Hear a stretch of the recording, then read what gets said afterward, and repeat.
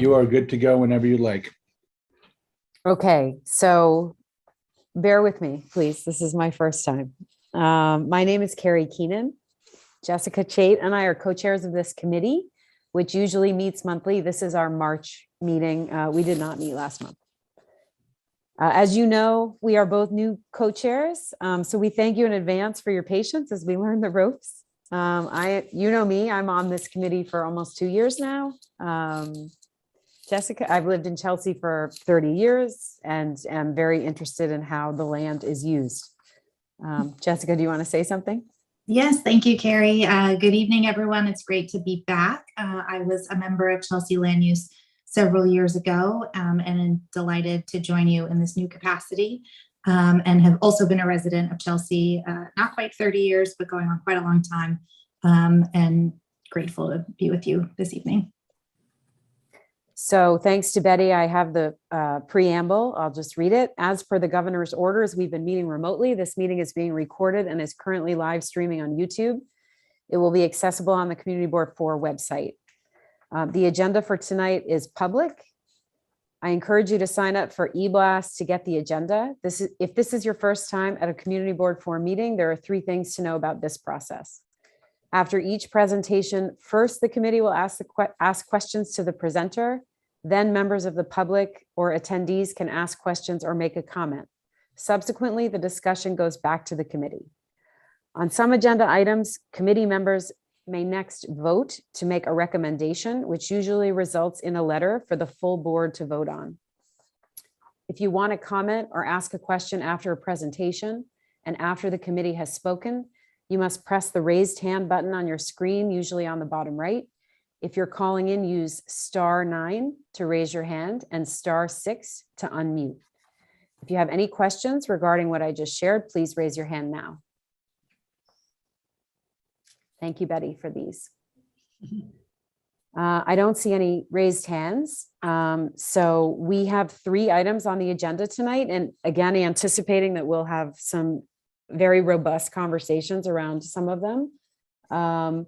We were thinking that we might ask everyone to hold their introductions until they speak on one of the items. And then at that point, please introduce yourself first and then go ahead, question and comment. The first item I will turn over to Jessica. Great, thank you, Carrie. And again, good evening, everyone. To start our meeting off today, we're going to hear from representatives from Google and associated organizations to provide an update on the activity happening at Chelsea Market and the surrounding areas.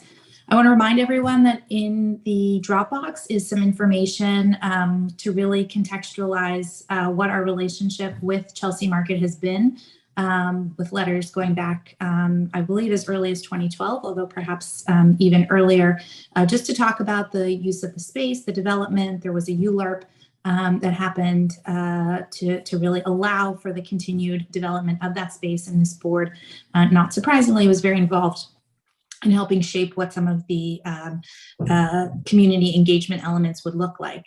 I do want to acknowledge, and thanks to Betty for being a real advocate, vocal advocate, for the reinstating of an annual process by which we'll meet with Google to get community input, meet with our electeds, really hear about the anticipated changes that are happening there. That is not today's meeting. Today's meeting is simply to get an update from Google about what's happening in the neighborhood. And to do that, we're going to bring over Angela Pinsky, or I believe maybe she's already over.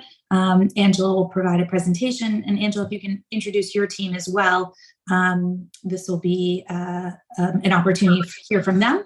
And then, as we've shared as Carrie mentioned, we'll then take questions from the committee and then go to the public. But this is simply to provide an update on activity happening at Chelsea Market. Hi, everyone. Thanks so much for that introduction. So there's a couple of us on this call because we are talking about a couple of different buildings, and we did bring in a couple different groups who are involved in the different buildings. So the introductions I'll get to in a second, but just to go over what we're planning on talking about today, we're going to do some updates about what's going on in Chelsea Market. We also have Pier 57, which there's going to be a decent amount of activity going on in the next couple of months around. We have some updates about another building close by, 450 West 15th Street. And then I will close it out with some community related updates. So next, I just wanted to, on the next slide, just to give you an overview, because we do have so many different people and different teams involved, we decided to put it in one place. It's still a lot of names, but in general, at Google, you can reach out to me, who is involved in government affairs and public policy. Shiwa and Elise are both from different parts of the real estate team, but whenever you have any questions, and I can put my email and contact information in the chat, and Jesse knows how to get in touch with me at any given moment, you can reach out to me first as a starting point for everything. But also for Chelsea Market, we have two teams that are also working on that building. We have the retail property manager, which is Jamestown. They were the previous owners of the building, and then they also manage what I think you would, as community members, interact with the most, which is the retail spaces. And then the building manager for the Google offices is JLL. For Pier 57, the Jamestown team is again going to be working on the community accessible spaces. And then for 450 West 15th Street, the managing real estate team is Taconic Partners. So I'm going to start with Elise, as I saw her on here, to introduce herself, and then popcorn to another team member if she can. Good evening, everyone. My name is Elise Shantich, and I'm a real estate project executive here at Google, and I'm responsible for managing the design, construction, and delivery of the 450 West 15th Street project.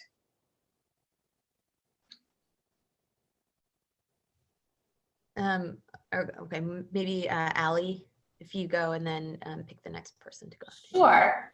Hi, everyone. My name is Allie Shore. I am the Vice President of Creative and Marketing for Jamestown. I have been working on Chelsea Market for many years and will be also working on some of the public programs for Pier 57. Seth, do you want to go next? Hi, everyone. I'm Seth Warbit from Jamestown. I've been on Chelsea Market as well as Pier 57, more in operations, asset management, and I will be giving the update on Chelsea Market today. Passing it over to Chris at Taconic. Hey guys, Chris Squio with Taconic Partners, Vice President of Development and Construction, helping Elise with the 450 West 15th Street project, and I will throw it over to Colleen. Good evening, everyone. Colleen Wenke. I'm the president of Taconic Partners, longstanding stakeholder and community member within the Chelsea district, and excited to be here tonight to discuss our partnership with Google on 450 West 15th Street. I think that's everyone, unless I've missed someone, please let me know. So first, I think we're going to hand it over to Seth to talk about some updates in the Chelsea Market building. Thanks, Angela. Yeah, so as I said, Seth Warbit, property management at Jamestown. Just a little update on what's going on in Chelsea Market, and here we're going to touch on kind of the tenant support and community outreach. We're incredibly fortunate to be able to continue to provide accommodative rent relief to the tenants of the market. Goes without saying, the rent relief was crucial to ensure the long-term viability of our tenants. And not only did this help support our tenants and their employees, but it also supports the supply chain of the Chelsea Market businesses, which is vast, and many of which are small locally owned businesses as well. Just want to touch on the street seats and outdoor dining program. So this program and the installation was vital during the peak of the COVID restrictions, especially the indoor dining restrictions. We have over 500 linear feet along 15th and 16th Street of seating area. A large portion of that is covered with lighting and heating. This year, we added additional covered seating along 10th Avenue. While the future of this program is still unknown, it's a great amenity for our tenants, our visitors, and the community. We certainly hope it can become a permanent installation. It's just been absolutely vital for our tenants to continue to support their customers. And during the height of COVID, we had converted windows along 16th Street so that tenants could serve customers safely. And it's really just become kind of a fixture in the neighborhood and enjoyed by by all.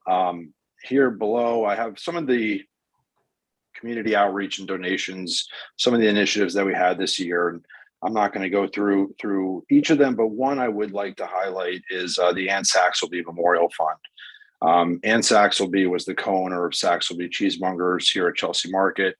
She passed away unexpectedly last year. She was just 40 years old, survived by her husband and 3 children. And Ann was a leading figure in the industry, a champion of artisanal American cheeses. And she opened the first cheese shop in New York City that sold exclusively American cheeses and supplied cheese to countless restaurants. We supported the memorial service that was attended by well over 300 people here at Chelsea Market.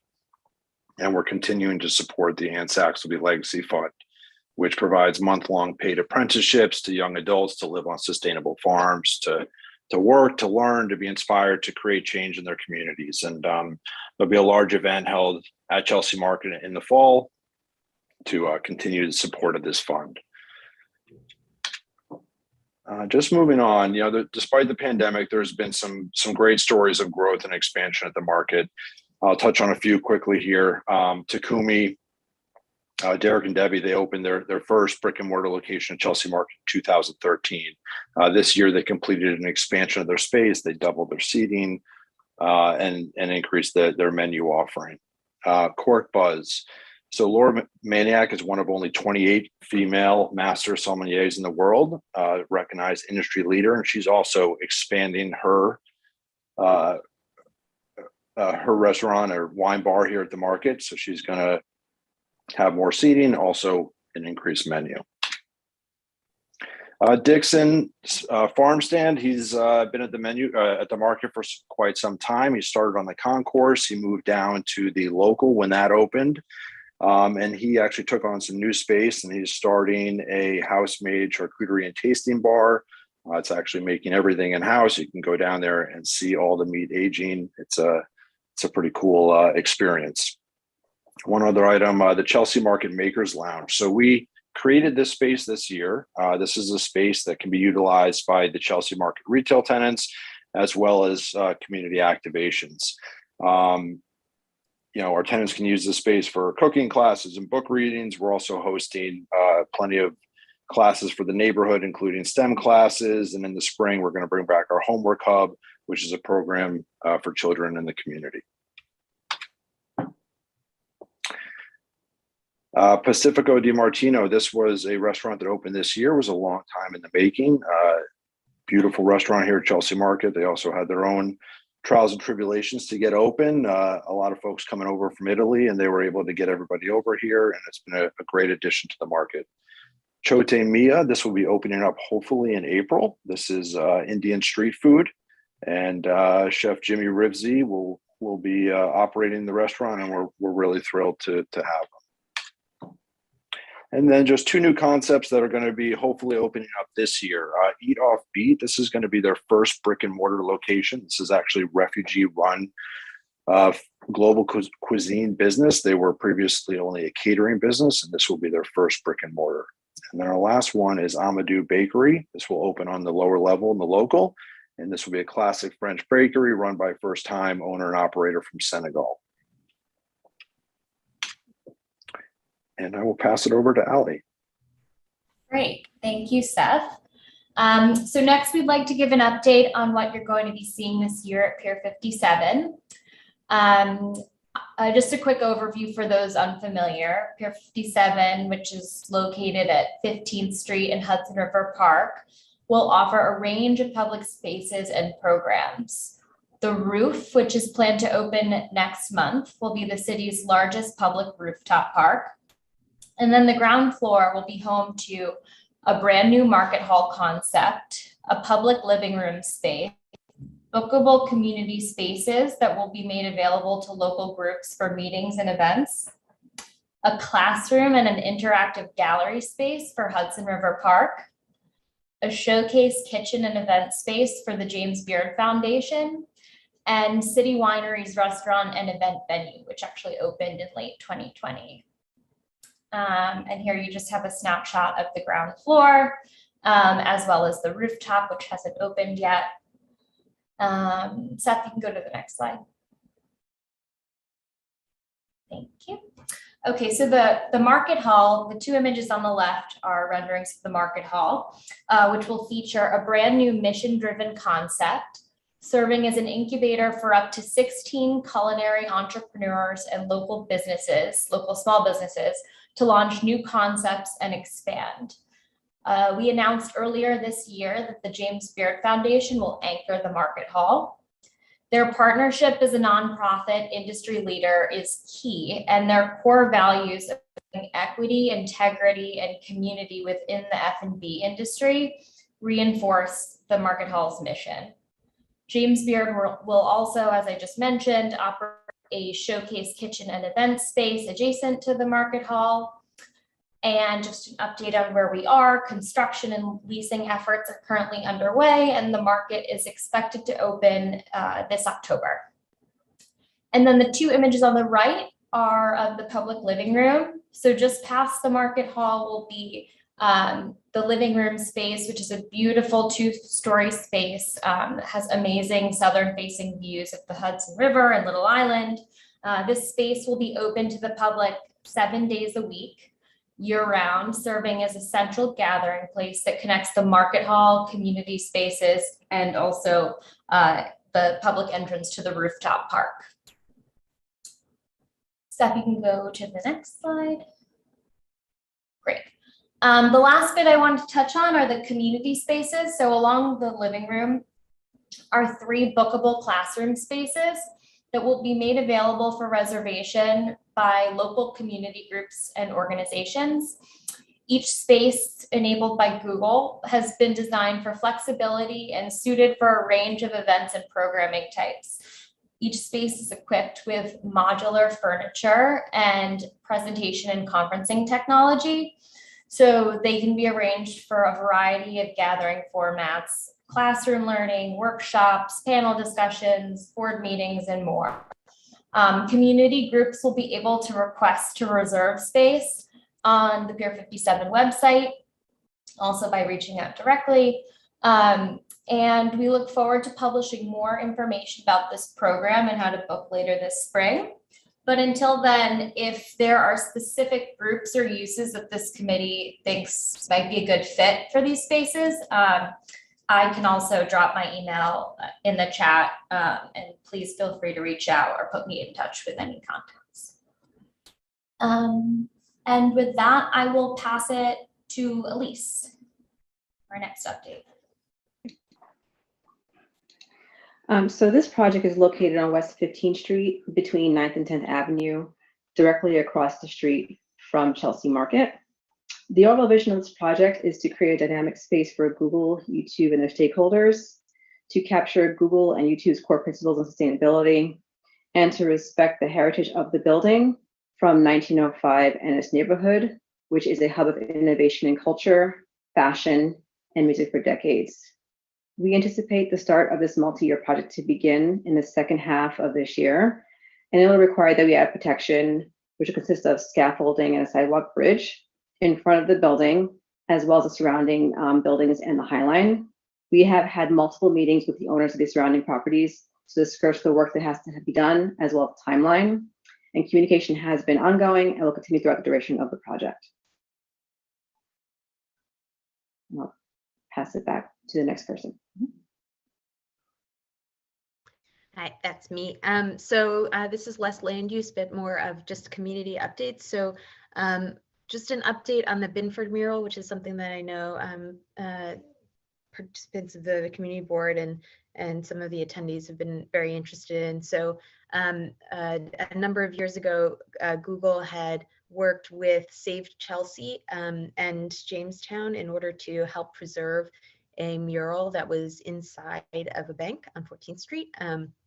And that mural, following conversations with Andrew Cronson and Pamela Wolf, who I saw in this call, in the past year, we have been able to rewrap the mural, take some photographs of it, professional level photographs, for the ability to show other people the mural and try to find it a more permanent home. But in the meantime, we have been able to better preserve the current status of the mural, and we have it located in the Chelsea campus. The next slide. Recently, we announced, or rather Hot Bread Kitchen announced that they were moving into the Chelsea Market building. So this was the former location of the Food Network studios. They were vacating the space and they had a high level kitchen equipment and food preparation space that Hot Bread Kitchen has moved into and is using as its headquarters for the next couple years, which we think is a great adaptive reuse of an existing really beautiful space that the Food Network had left behind. Next slide. Last year, as part of an effort that Google had done nationally to try and use our campuses to help the COVID vaccine effort, we had initially intended on putting a vaccination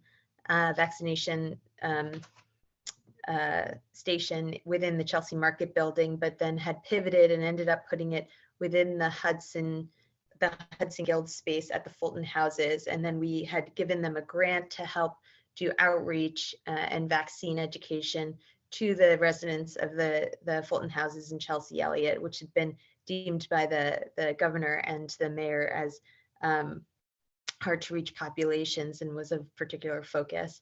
So that is actually still open. It was extended a number of times. We had thought it was going to be a 3-month run, and it's been about almost a year now, but it is slated to close in the next couple weeks, I think at the end of March. Next slide.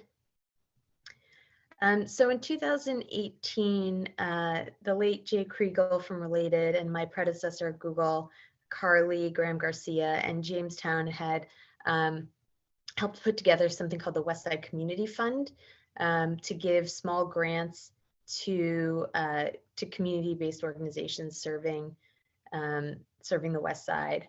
That during COVID, that fund was suspended. It was initially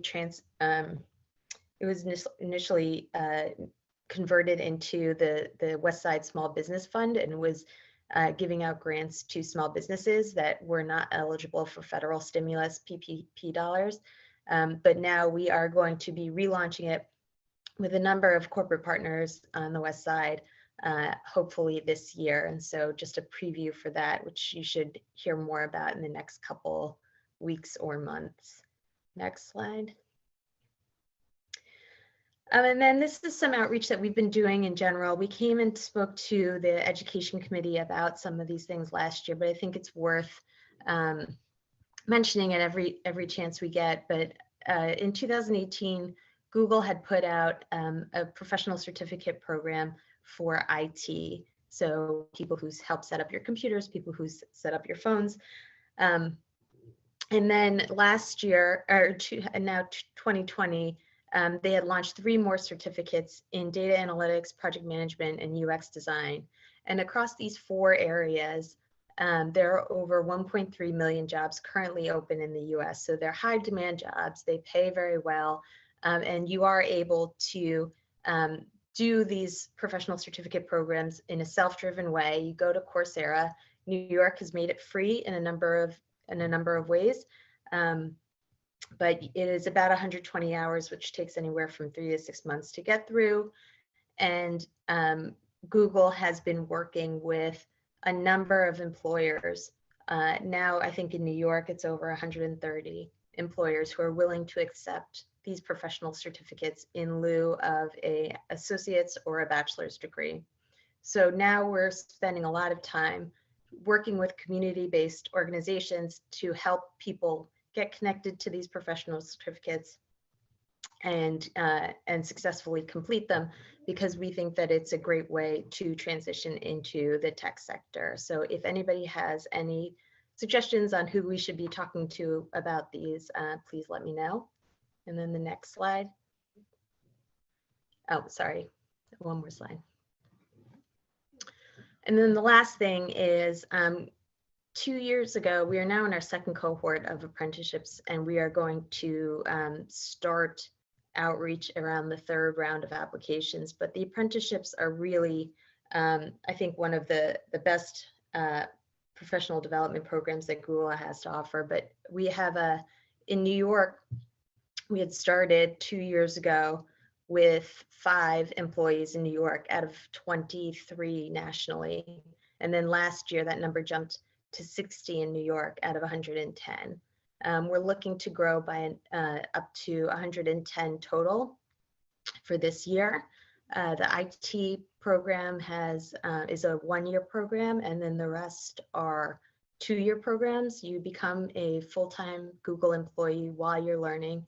Your education program is the professional certificate that I had mentioned before, and then you're placed on a team to get project-based experience. And so we have some really great apprentices that are using this either in lieu of a higher education degree or as a transition into the tech sector from a previous professional career.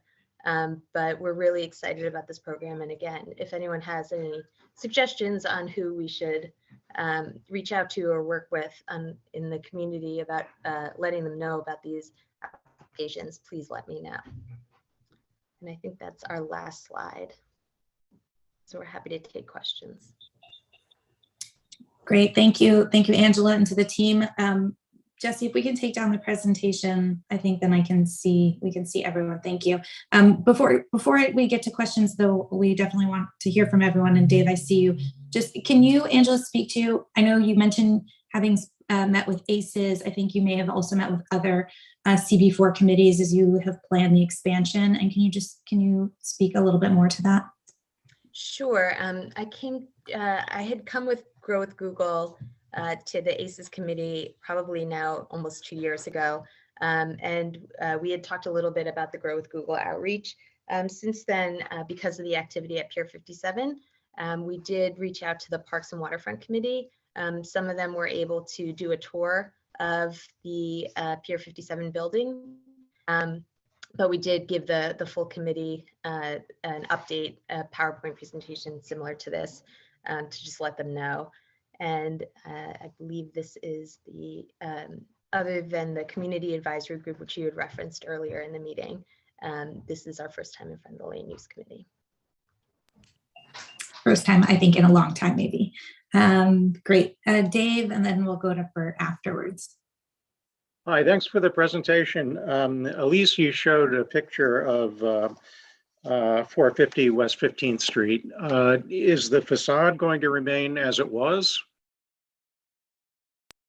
We're going to restore the facade along 15th Street. There'll be some minor changes to the facade along the Highline side, and then we'll replace some of the windows, part of that too. But we'll maintain a large part of the building. Good. Could someone from Google tell me if there are any plans to construct the tower that was approved over the west end of Chelsea Market? Yeah, so that's the commitment to go in front of the community advisory group that Jessica had mentioned before. Currently this year, we're not planning on commencing with the construction, and so the update to the community advisory group will be that. Oh, okay, sorry, I missed that. I don't think we mentioned it before, but okay. I came in a little late. We will get ample opportunity to weigh in when they're ready. They are not yet ready. Bert, and then hopefully Betty. Yeah, hi. It was a very great presentation. Thank you. Covered a lot. Dave asked, what are my 3 questions? Was how are you going to use the unused extended zoning space that we fought over? I think it's about 9 years ago now. There was a lot of turmoil about that. I think you put your Bert, you went on mute. It's wandering mice. Sorry.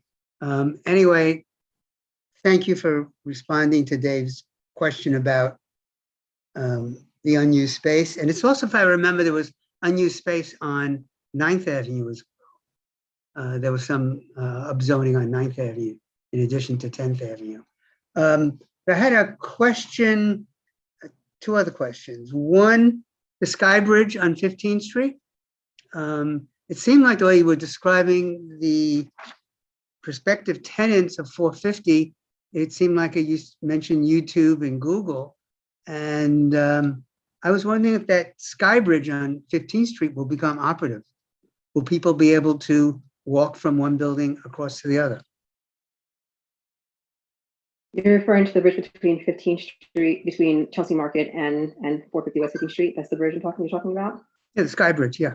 Yeah, it's actually currently in operation, and it's for Google's able to walk between both buildings. So it will be maintained and Yes. Yeah, we won't be destroying that. Yeah, that'll be restored and fully operational when the building is complete. good. I like that.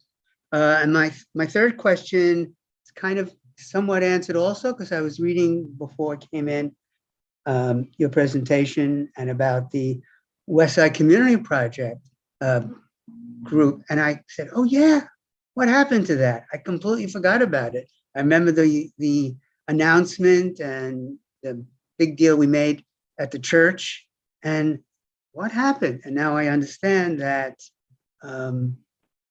it really didn't happen. It evolved into something for the pandemic, more of emergency relief.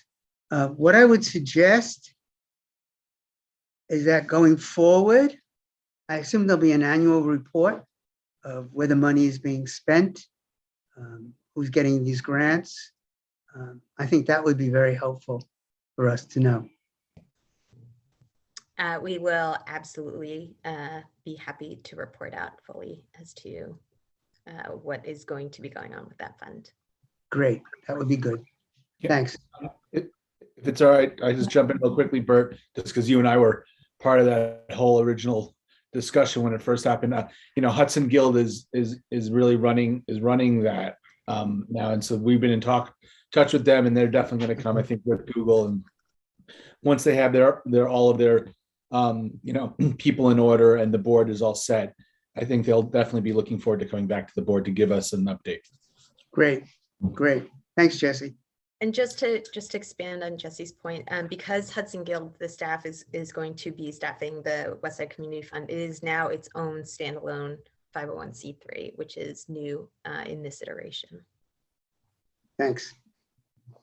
Great, so Betty will have the last question. I do want to just note, Ali, you mentioned that if folks have recommendations for using the space, so I see Pamela, okay. We'll just remind everyone that we have 3 very heavy agenda items, so we want to make sure we keep moving. But we don't have a chat function, so Ali, if you want to share that with Jesse, and just want to remind committee members that they can, access Ali. Jesse will share that. Betty? Hi, thank you for the presentation. Very informative. And maybe I didn't catch it all.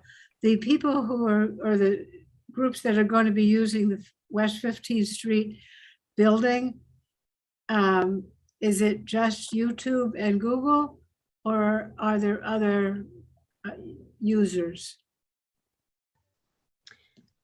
So YouTube is part of the Google family. So internally, we make the distinction of, between marketing and the engineers and the YouTubers, but it will be part of the Alphabet Office usage.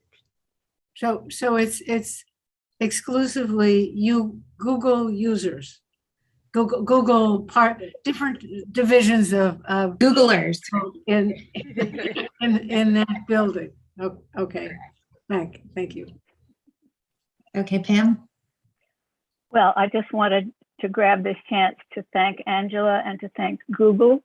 I appreciated the comments that I heard about the Binford mural, which is dear to the hearts of many of us here in Chelsea, and pleased to hear that it's healthy and in a good, safe place, and that it's still on everybody's mind, more or less. Thank you. I'm grateful for that. Thank you, Pam. And find it a permanent home together. I'm hopeful and I'm confident. Great. So we'll wrap up there. I do want to just say, it's lovely when we don't have to ask the hard questions or grill for the things. You mentioned Save Chelsea. You mentioned the mural coming before other committees. We want to keep these lines of communication open and the opportunity to really engage the community board as these projects continue to evolve. So thank you for coming tonight and for getting us back on track with the annual meetings. And we look forward to being able to help shape this together. Thanks for the time, and we look forward to engaging with you guys on the community uses of our spaces. Great. Thank you. Carrie, I'll kick it back to you. Take care. Thank you all for your time. Thank you very much. So moving over to item 2, it's a LPC application for 417, 419, and 421 West 20th Street. We have Huntley Gill from Guardia Architects with us, and potentially your owner representatives, I'm not sure. We'll be voting on an LPC application to install iron gates in front of 417, 419, and 421 West 20th. Currently, the stoops are unobstructed. We met Jessica, myself, Jesse, Pamela, David, Betty, and Paul met with Huntley on the application on March 9th. So with that, I will turn it over to Huntley to introduce your team. Thanks. I'm trying to share my screen. I don't know if I'm being successful or not. Do you have that now? Yes, we have. Great. That. So this is a relatively minor change to 3 houses in 20th Street that I'm sure you all know quite well, 417, 419, and 421 West, which were originally faculty housing for the seminary, which makes me think that I might have missed my calling and I should have been an Episcopalian priest. These houses are, the proposal here is to add, you're familiar with these, again, the houses, but I'll just refresh your memory. There are 3 adjacent freestanding, which is very unusual in Manhattan. And frankly, if I had a choice of a single house to live in, were I incredibly rich, one of these would be it. They have 3 stoops, largely conforming, with the exception of the fact that 421 has 2 steps, but the elevation is otherwise the same. You can see all the details here. Some of you will have reviewed and approved changes that were done to, extensive changes that were done to gates by Buyer Blinder Bell when the houses were sold by the seminary. Basically, what they did was add all of this around the back to create something of a private yard for the houses, and restored existing fences here at the stoops and at the areaways, all of that conforming to the original material. They took out some really awful kind of, handicap lifts and things that were required by the seminary, but not for these houses. This is a picture of the back of the houses before the Buyer Blinder Bell intervention. And this is a picture taken a couple of weeks ago showing the additional fences. The point of that is that, changes have been made to these fences. And, I'll tell you right up front that I have reservations often about putting gates on stoops, because the essence of the New York townhouse is repetition. And if you've got a row of houses and all of a sudden you're putting a gate on one stoop, I just don't think that works. We've got a really unusual situation here in several ways. One is that these 3 houses are unique. They're not part of a long row, and the change is proposed to all 3. So that concern that I normally have about an interruption in a pattern isn't part of it. The other thing that's really unusual about this block is that the bulk of the block is already fenced, including entrances to stoops. And that, of course, in Manhattan is a very unusual condition. This is the reason these 3 owners are asking for this as an acute homeless problem. I would point out that this is very carefully designed to be a reversible intervention, because nobody likes to having to open a gate in their own stoop, but it has become pretty bad. And I'm told, I did check with my owner, with the clients at your request. They've had people literally fall into their entryway when they open the door in the morning. And there have been repeated calls to 311, et cetera, to try and help with enforcement. And I suspect part of the reason that people are on these stoops a lot is that there aren't a lot of stoops that aren't fenced in this block. And as we all know, what a stoop is private space.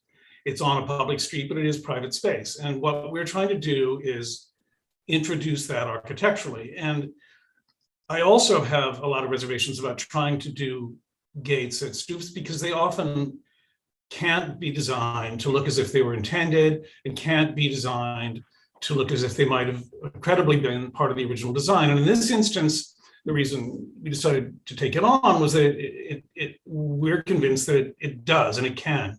What we're proposing is this intervention here, a fence that conforms exactly to the historic existing fence. And what's interesting is that it also conforms in height. In other words, this rise is the same as this rise, is the same as this rise.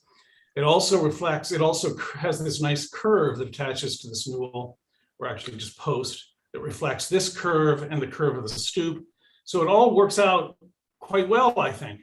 We've designed it with just one post, or sorry, two posts at each stoop to minimize the invasion of the brownstone. But of course, the brownstone's been restored already. So if it were taken back out, it would be easy to put back. This is in elevation. Again, you can see the rises are identical, and the ironwork conforms exactly. This is another rendering showing this. The gates are also designed to align with the doors so that everything kind of has this natural sense to it. It's not, doesn't seem like it's sort of slammed in. It's meant to kind of act, look as if and feel as if it all ties back into the original design. These are the official submission drawings. They reflect what I've just showed you. And I think that's basically it.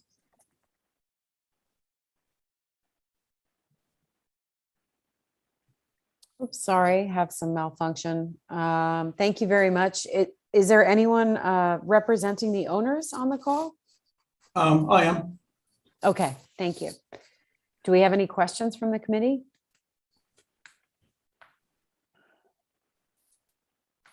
Am I not seeing it? Hector, would you mind actually escaping out of your presentation? Sure. Thank you so much. If I can figure out how to do that. Well, I can see Hector. I'm sorry, I found it. There we go. There we go. Okay, Hector and then Pamela. Hi, thank you for the very detailed presentation there. I guess my question is the gates, the way they swing open and possibly remain open. My concern is that as we've seen in some other buildings that do have gates, the gates tend to remain open if they're not physically forced closed. Is there going to be some kind of spring mechanism to keep these gates, automatically closing? Because well, no, actually, I mean, frankly, to the contrary, they're designed to swing in so that they don't interfere. They're designed to swing in. Okay, I'm sorry, I didn't catch that part. Okay, yeah, so that answers the question. The idea is that I hope most of the day they'll be open. Gotcha. Very good. Thank you. That answers my question. My concern was the safety, but since it swings in, that's a non-issue. Thank you. Pamela, and then Paul. Hi. I appreciate Mr. Gill's forthcoming statement that he frankly isn't that thrilled about putting gates on any front stoop, and I agree with that position. I have to say the Cushman Row, which is directly across the street, the gates on those houses were original. They were intentional. They had deep front gardens, and the gates made a lot of sense and continue to. The fencing at these three buildings, I don't believe is original or historic fencing, but Mr. Gill has done a very tasteful plan to the gates. If it was appropriate, those gates would be just fine. However, the architectural language on the front of those three buildings, the beautiful this above the doors, is matched by two others down the block going west, which are not gated and never have been. None of them ever have been. It seems to me inappropriate to put that kind of visual barrier in the way of the beautiful aspect that one has standing in the street or across the street looking at these buildings. I tend to be a little skeptical about the issue of the homeless. I don't know if there is an accumulation of statistics about this issue, but I have been told by neighbors and have heard from other people that other people on the block are not having this experience, at least certainly not as intensively as has been described here. Most of Chelsea is having a sort of similar issue, but it is not rampant. It is not, except for a few places on 8th Avenue, it is not out of control, I don't believe, and I don't think there have been any incidents of attacks or anything like that. Granted, it's not a pleasant experience to open your front door and have somebody lying on your stoop taking a nap.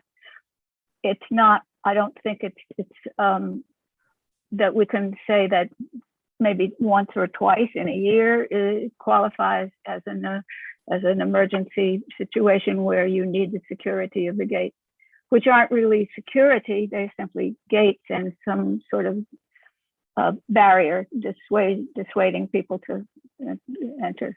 I don't think it works. Anyway, that's my take on it. I'm not happy about this at all. Thank you. Two quick points. One is that actually the ironwork, the balance of the ironwork, as far as I know, is all original, and it all was to protect the areaways and the close, of course. So I think I think basically what is there is original buildings, and it's stylistically appropriate. It is. The only other comment I have, sorry, Pamela, go ahead. That's okay. I don't think it's original to 1840 or whatever. The original construction of that particular section of the close. Originally, there was a different building standing there. It was called the East Building, and it was the twin of the granite, the stone building that's to the left. That's the West Building, which was converted by Brodsky into housing. The buildings that we're discussing weren't even there. So I don't think that the fencing is original, and it certainly doesn't appear to be to my eye.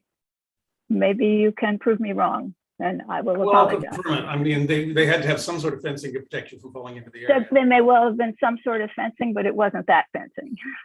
And the only other point that I would make, I think to some degree we have to, or we don't have to, but I would hope that people would take owners kind of at face value to some degree when they say that there's a problem. It's a very expensive process, not only the actual building of high quality cast iron gates from scratch, but this review process and everything else. And I don't think they would undertake it lightly. I do have one picture of a guy who actually set up an encampment one night on the stoop underneath a bicycle and with an umbrella and a piece of tent across the front door. So, I mean, I don't want to argue that point. I just think that I would hope that we assume that the problem is a problem. Otherwise, I don't think I'd be here. Okay, thank you, Paul. And then David. Hi, everybody. Thanks, Huntley, for this. And this is kind of fun not being co-chair because I can actually express my opinion. This is fun. So I because you never have before.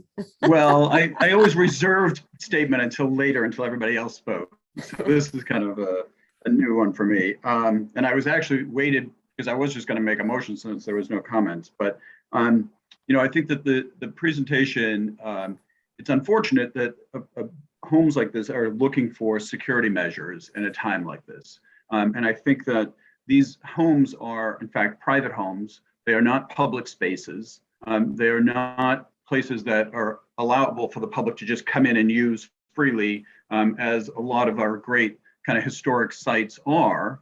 We think about grand spaces along blocks that public can enjoy and be engaged with. These are private homes with children in them. And when the kids go out to school and they find a homeless person on their stoop, I think it's a very unfortunate situation.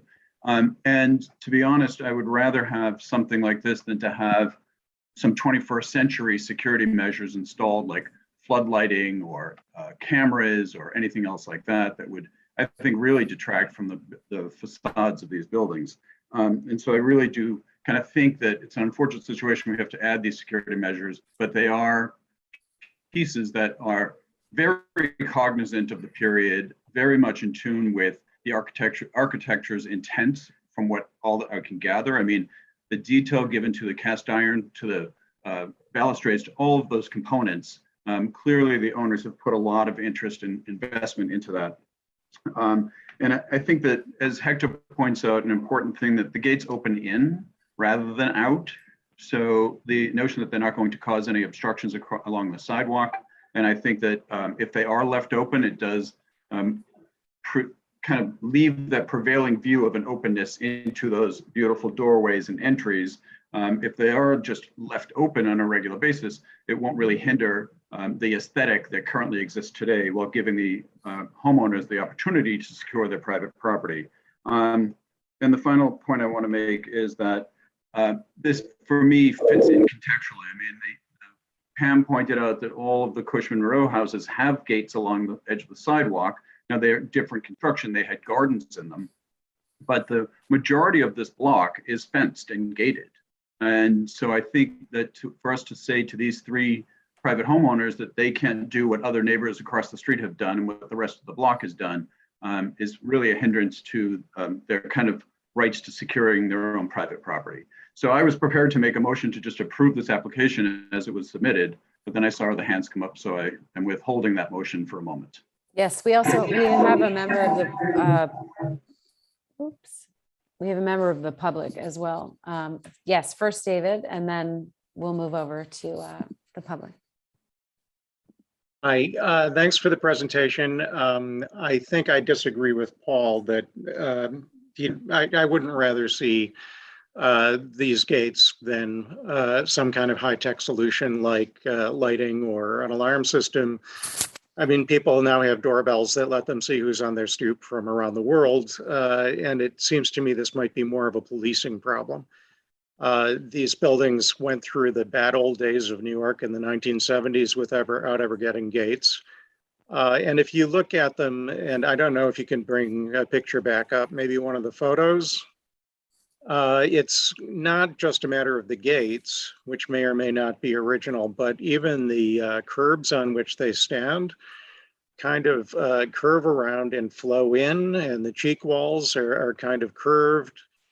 It's a much different expression that's created when those gates go across. And, you know, those curves actually relate to the pointed arch of the opening, the recess of the opening. It almost feels like it draws you in. It's a very fluid architectural dynamic that's going on. And at the time, Charles Coolidge Haight, a very accomplished architect, designed these. You know, the houses across the street already had their gates. He made a conscious decision not to add them. And they are, as Pamela said, thematic with the gates farther down the street on the seminary. So I'd really hate to lose those. And even though they're reversible, I suspect that they'll end up being permanent even after the homeless problem goes away. So I can't support these, and I would make a motion to vote against them. That's where I stand. Huntley, you don't happen to have a photo of the property without the gates? Just to understand what David's saying about how it flows in. Sure, just one sec. Thank you.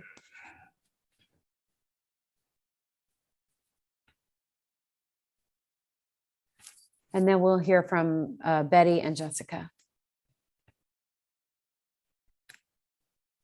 Sorry.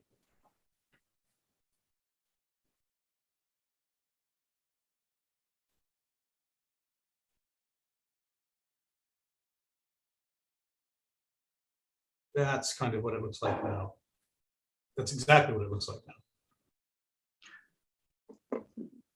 Right, I think maybe we want to look at the photos. With and these without.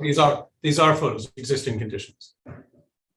I'm sorry, I'm still seeing a plan. Oh, really? Oh yeah, we're seeing the photos. Yeah, we're seeing photos. I must be hung up somehow.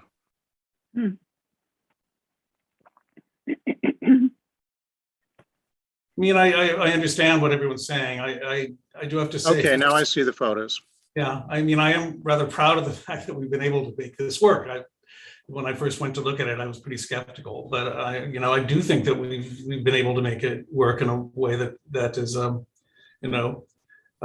makes my heart sing. And that's not always possible. In cases like this, I always try to go back to the original architect's intent.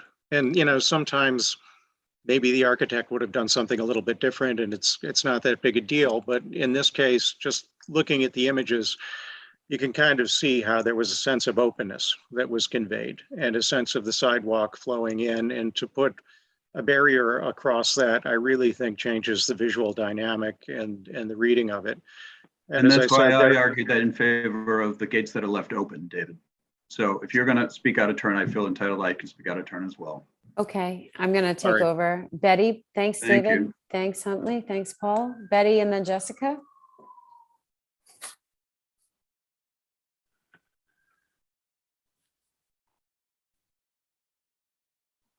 Sorry, had to make the mouse go where it should go.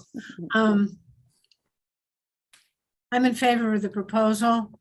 I'm very sympathetic to people who are passed out or encamping on a stoop. I've experienced that myself in another neighborhood. And I think that you can think back to the photo where the rear yards were preserved by putting a fence. I know this area. I used to take our kids to play in this area. And you can understand that that is not the pure architecture, you could say visual, because they put a fence in for the backyard in the central area. So I was a little confused. Perhaps you could explain that the gates will be opened so it would look more open. Is that during the day? And then the idea is that the gates are closed at night?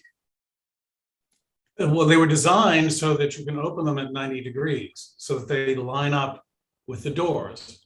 So that when indeed, if during the day you don't have a problem, you leave them open and they align with the doors and kind of have this sort of logical sense. So it wouldn't, when they're open, it wouldn't look haphazard. It wouldn't look as if it had been left open by accident. It would look as if it had been open on But purpose. just to be clear, there's no promise that the gates will be staying open, correct? There's no promise that the gates will stay open, although, why would you? I don't know. The point is that the design enables them to be open. And if they are left open, they'll look good. I mean, it's funny, I was looking at pictures of the houses across the street where the gates are kind of left helter-skelter, kind of half open, not open, and that kind of irritates me. So that was one of the things that we did here on purpose. Okay, thank you. Jessica? Thank you.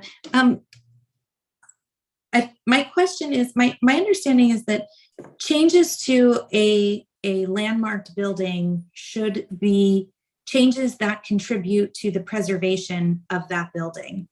And I'm wondering, Huntley, if you could speak to, it seems like you don't agree with that, so you can educate me. And then if that is the case, if you can speak to how you think this in fact contributes to the preservation, and if not, why you think this is a suitable modification to a landmarked. Sure. I mean, I went to graduate school in preservation at Columbia, and the reason we need to go to graduate school in preservation at Columbia is that the uses to which buildings are put, if we're to preserve them, change.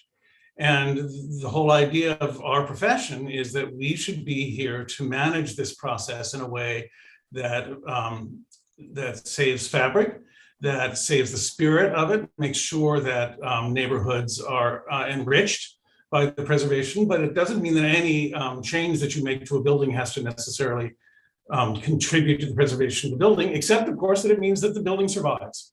And that's what adaptive use is all about. And I think that these small tweaks, if they are architecturally acceptable, that's what we as preservationists do. That's why we're here. Does that answer your question? Thank you.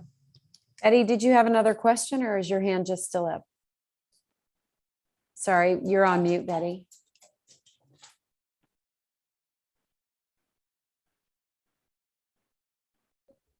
No She took her question? Okay, we have one member of the public who would like to speak. Jesse, Wendy Solom, Bringing her over now. thank you.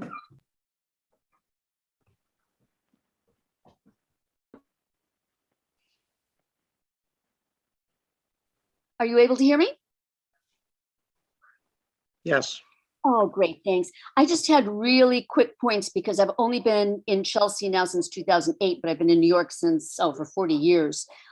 Recently in Chelsea, I love those buildings. I would hate to see the facade of any of them change. So I definitely, but I also have a unique position where I work part-time with, well, full-time with the NYPD. I have seen the neighbors' complaints. I can understand them. I've seen them taking people out of those areas. It seems to me that in these days, the way technology works, there may be a way that high tech can accomplish this without gating it off and changing the facade of those absolutely beautiful buildings. And thank you for letting me sit in on your meeting.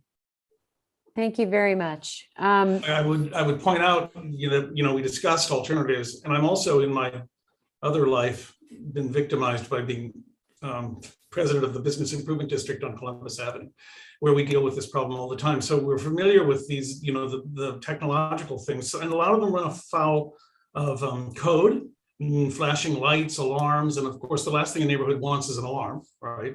2 in the morning. The last thing a resident wants is an alarm, and I would hate to see one solution that people have proposed in the past, which falls foul of code anyway, is bright lights, which makes me feel like we're living in a prison yard. So it's not that we haven't looked at the possibilities of alternate technologies, and I understand that. And we're not touching the facade. This is, again, on the student, but understand.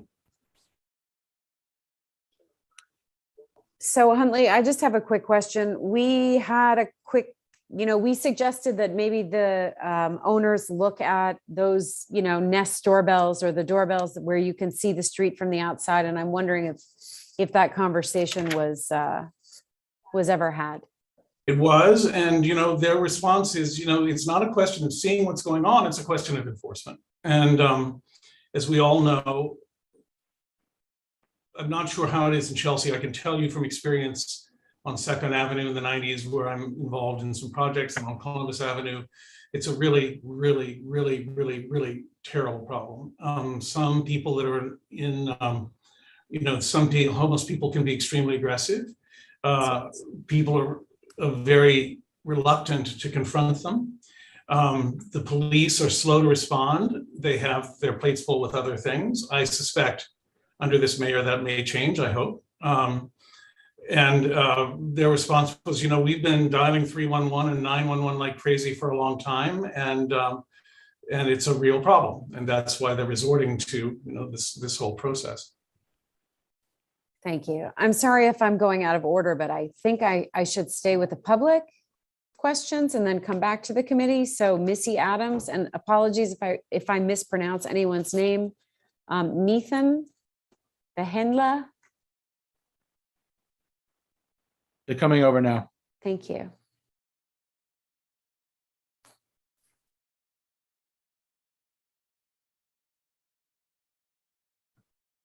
Is it me first or Missy first? Missy, if she's here. I'm here. Can you see me? I'm not sure. We can hear you. Or hear me. Hi, and you pronounce my name perfectly. I'm a neighbor around the corner. I've lived in the neighborhood about 25 years, so I've walked by those stoops many, many, many thousands of times.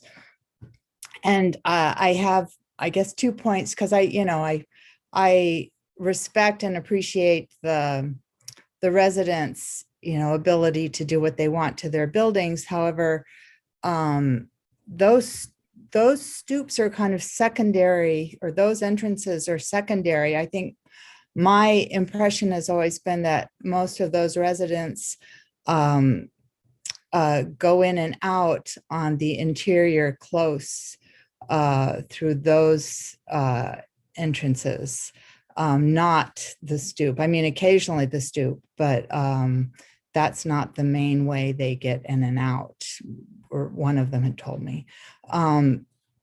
Also, I rarely I walk my dogs 3 times a day, so it's often very late at night. But I have never seen anybody on those stoops. That's not to say they're not, but the restaurant lean-tos are the main place where people sleep and do their business, not those stoops. But my biggest concern is those sidewalks there are quite narrow, and the stoops kind of afford a way for, I mean, I often just step up on them as a motorized bike is coming by, or a stroller, or other dogs, because it gets a little bit narrow with the tree pits there. So it's very nice to step up there, and having the gates will make it a little difficult. Also, since the gates aren't locked, I would think that, theoretically for a homeless person, it would make it better for them to sleep on the stoop, because they're given some protection with the gate there. But I wouldn't, I really don't know. But I think that those stoops as they are really beautiful. And I just don't see where the gates afford any protection whatsoever. I'm sorry to say, I really am against them. But two quick points. One, I think you're probably completely right about the fact that when there were priests living in the houses, that the stoops were probably very rarely used, because they would be going into the close. But of course now they're private houses, so this is the principal entrance and they use it all the time. And I want to go back to just briefly repeat one point that I made, that this is private property, and what we're doing here is kind of making an architectural statement about that. And people do read that stuff. And I think that if you've got an open stoop and you're ready to set up camp, that it feels like you're on public property. But if you've got a fence, it is clear that you're trespassing, and that's the intent. Thank you, Nathan. Yep. Hey, yeah, so my name is pronounced Nithin. It's Nithin Rajendra. Thank you. I Yeah. appreciate that. No worries. It's a hard name to pronounce sometimes. Yeah. So my name is Nithin. I work in the neighborhood. Interested in getting, wanted to join to get more involved. But yeah, wanted to make a couple of points about this. One is it's hard for me to speak to the architecture and feel of that block. I'm not very familiar with it. I haven't spent a lot of time there. But I do think it's important that we keep in mind that there's been some talk about using technological approaches to this problem. And I mean, as the architect has pointed out, the Nest doorbell doesn't really solve the problem. There's plenty of surveillance cameras all over the subway system, all over the streets, and there's still plenty of people sleeping places they haven't. But a lot of architectural interventions like this are pretty effective. There's a really, I don't know if anyone here listens to 99% Invisible. It's a podcast, but it talks about how little things like this can actually deter unwanted behavior. But more broadly, I think people have made some points about architecture and the original architecture intent, and that's great. But I think we have to keep in mind that New York City has changed a tremendous amount since the late 1800s and early 1900s was built. And you can't keep neighborhoods kind of frozen in amber. You have to update them, for contemporary needs. And this might be a little bit, I'm a little younger, so maybe this is something that's a little easier for me to say, because that's something I've been lived with for decades. But I think the neighbors in particular it sounds like they have a serious problem. And I know people want to maintain the look of a particular block or property, but there has to be a way to make a trade-off and a compromise that allows them to have an improvement in quality of life, while also balancing some of the secondary interests or other interests of people nearby. But it seems like because partially the owners aren't on here, it seems the interest is it seems like the discussion is kind of leaning towards not changing it, rather than acknowledging that this is probably something that's affecting them a lot. Probably a challenge that other homeowners are going to face in the neighborhood as well, and it's going to have to be something we keep in mind as far as figuring out where that balance is between conservation and updating modernity and understanding how things are changing. But yield my time back. Oh, I think you just put yourself on mute for your big ending. Oh, no, that was it. I just said I yield my time back to the chair. Oh. I don't know if that's, you guys say that here, but if you have extra time, we do, but Thank you very much. Wendy, did you want to say something new?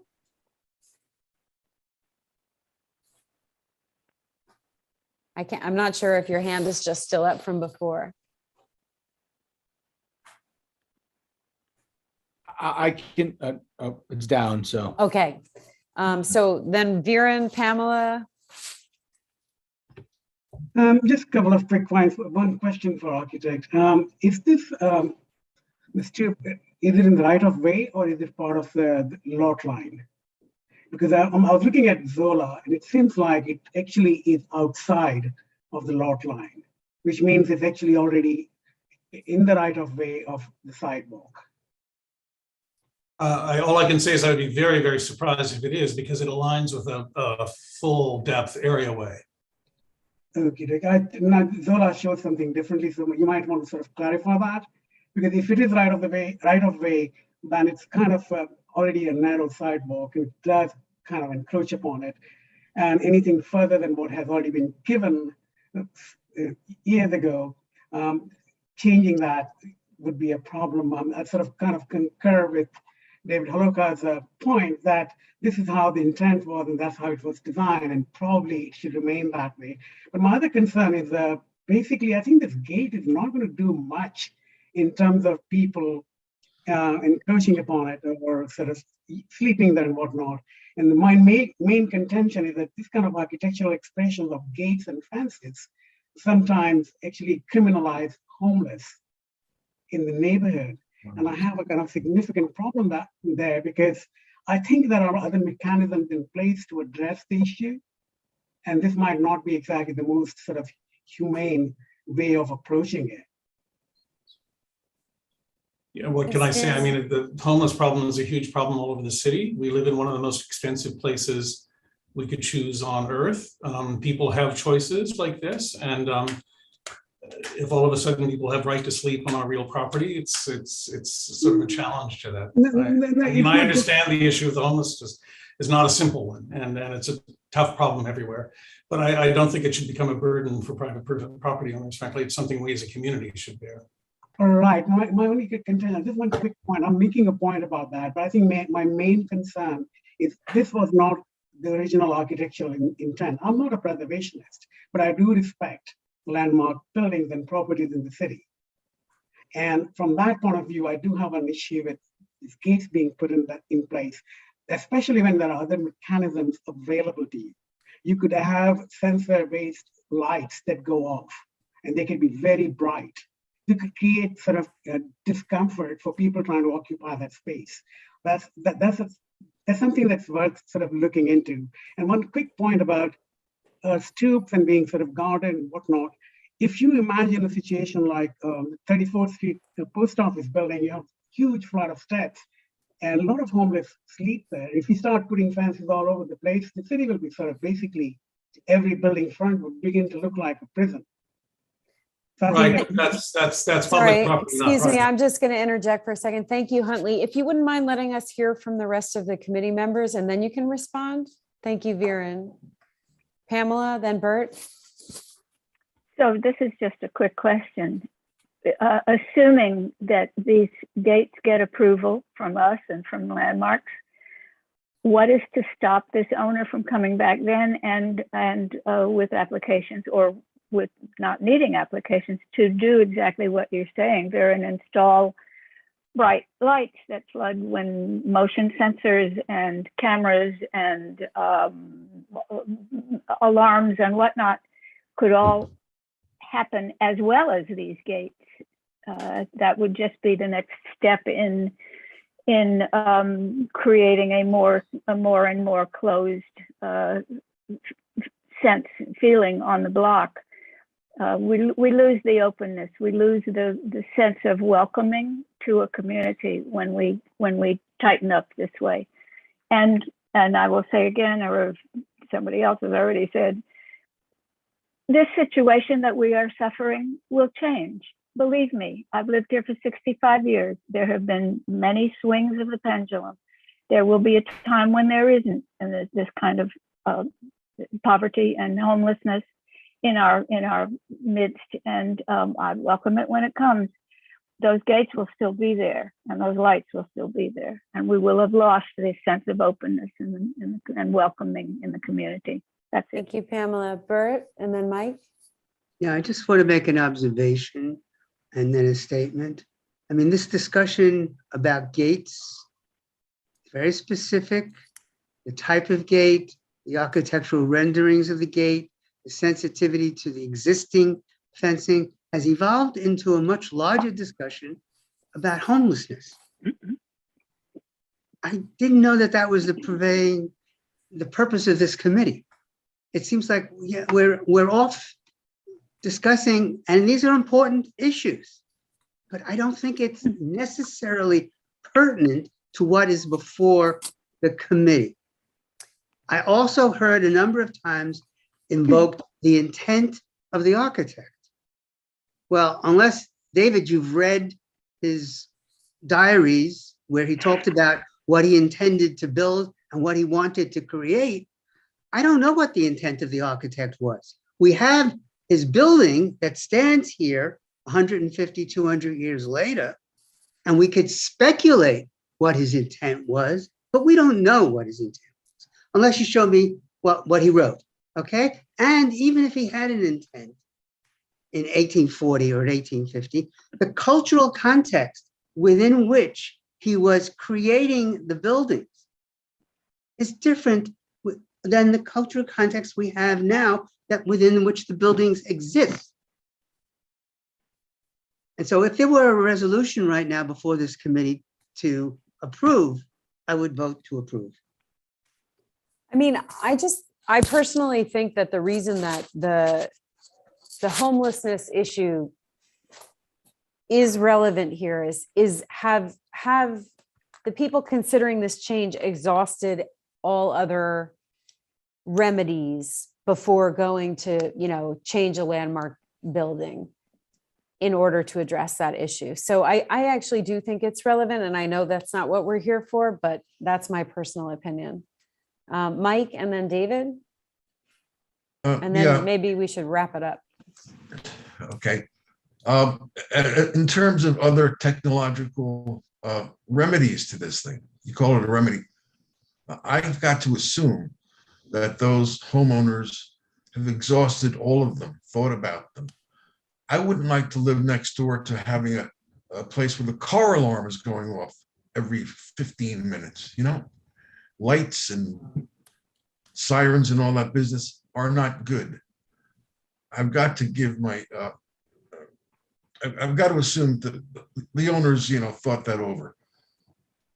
And just like Paul said in the very beginning of all this, they have a right to do what they want with their buildings, so long as it's appropriate, right? We shouldn't be second guessing what their desires are. We always do that. We always step in and say, oh, well, this and that and the other thing. These folks own these places. It is an incredible expense to go through this process. No, not only the hardware, the infrastructure, but the whole thing. Just having Mr. Gill here, for example, I'm sure costs a pretty penny, right? I'm happy that he is, I must tell you. But no, so I'm in favor of this particular change. All right. I mean, that's my opinion. Okay? Thanks, Mike. David, and then Hector, maybe for the last comment.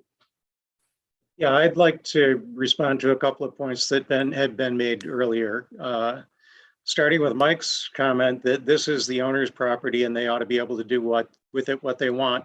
Well, the Supreme Court actually settled that in the case of a tower that was proposed over Grand Central, and it said, this is also something that's regulated by the landmarks law, and no, you don't have the right to just make changes to it on your own.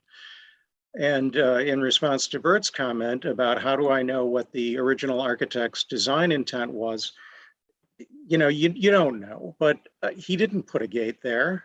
And all of the other arrows in the design that you see, the kind of curving flow of the curbs leading up to the entrance and those recesses, those are a lot of subtle cues that say welcome, that say this is a penetration, and all of the arrows are pointing in the same direction.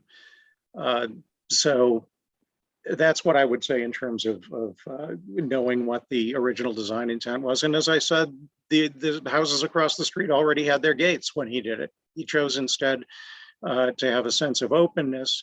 And, you know, it's not just a matter of flow, it's a matter of an attitude. You know, I'd hate to see the neighborhood become like a gated community. And a few years ago, the Parks Department initiated a program to lower the gates around parks to make them seem more welcoming. You know, I worked for the New York Public Library. We took the grills off of a lot of libraries in tough neighborhoods simply to make them more welcoming and to create a different kind of community feel. And that's part of the design too that's going on here. And we have no guarantee that these gates aren't going to be closed during the day or that they won't be there forever.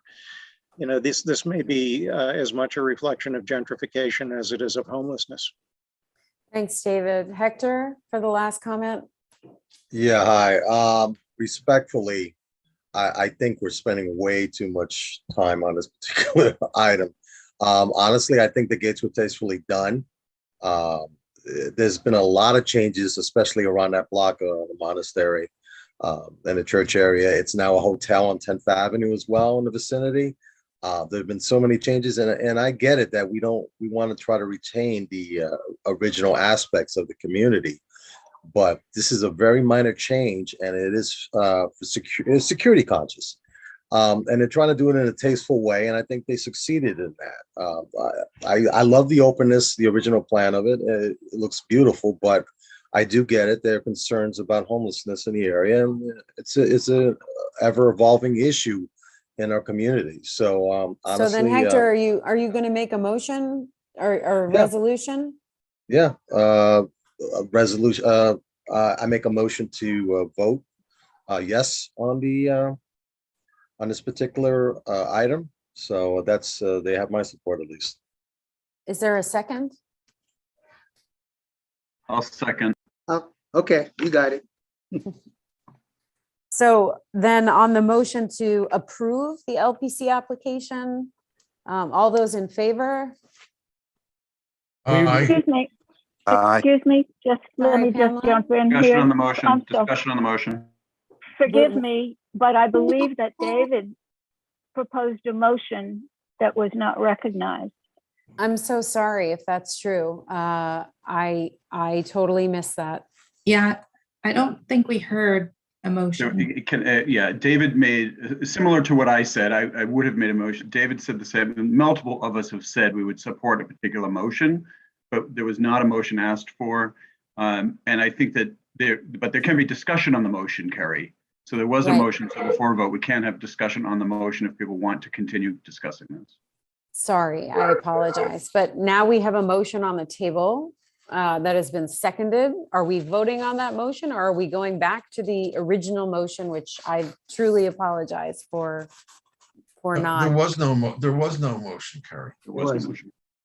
Okay, so we're gonna pursue the motion that's on the table. There was a motion to approve. Seconded. All those in favor? Aye. Aye. If you can hold, yeah, keep your hands up. Please keep your hands Yeah. up. Keep your hands up. Thank you. I see 1, 2, 3, 4, 5, 6. I got 7. see 7. Marty, is your hand up or down? Lowell is raising his hand as well. Okay. Can we try that one more time? Please put your hand up if you approve. Should we do a hand In raise favor, thing? in instead? favor. That's fine. Whichever one. 1, 2. 4, 5, 6, 7, 8. Opposed? And I got to figure out how to get the hand down now. Okay, it's a little confusing now. I'm sorry, Bert, are you opposed? He's not. He's in Okay, favor. That's what I thought. Okay. Opposed is 1, 2, 3, 4, 5, 6. Jessica, did you vote? Sorry, I may have been up and counting. I will vote opposed to this. So that's So that's 7 7. opposed? So It's 8 to 7. 8 to 7. It passes. Abstain? Present, not eligible? Motion passes. What's the final count, please? 7 to 8. 8 to 7. Thanks for your time, everyone. We will need. Thank you, Huntley. We appreciate you in the community doing the work that you do to try to preserve all of these beautiful spaces. Thank you. Come for a fireboat ride sometime. That's my favorite contribution to Chelsea. Carrie, we will need a letter. So I'm curious if Hector or anybody else who voted in favor would be willing to write that, seeing as we did not vote in favor. Yeah, you two cannot vote. You two cannot write the letter. We cannot write the letter if we were opposed. Okay. Well, I mean, you're going to get up and have to explain. I guess. I mean, Paul Devlin. It looks like it's on you. Ah. I thought I got out. I second Paul Devlin. I'm behind Paul Devlin. Last letter. You're volunteering to help Last Paul letter. Devlin? So long as he doesn't put that extra space in there. Oh, see, Mike, I get to put in my Oxford commas and my 2 spaces after my periods. We don't have an IBM Electric here. We got a keyboard. Anyway. Well, all right. I will take this up. I took some decent notes. Carrie and Jessica, I have draft some it. notes as well. I'll Yeah. draft it and send it over to you at some point. Thank you. Right. I just want to also Great. take this opportunity to say that, Carrie and I are excited to be chairs, and we're excited to have other people participate in the management of committee work, and know that writing a letter can be intimidating.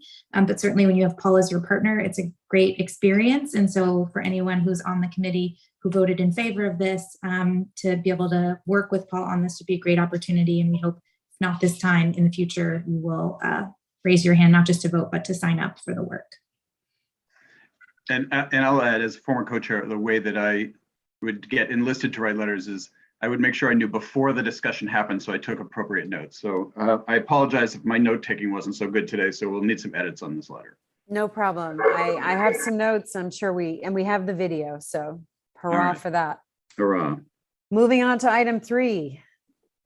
So we are,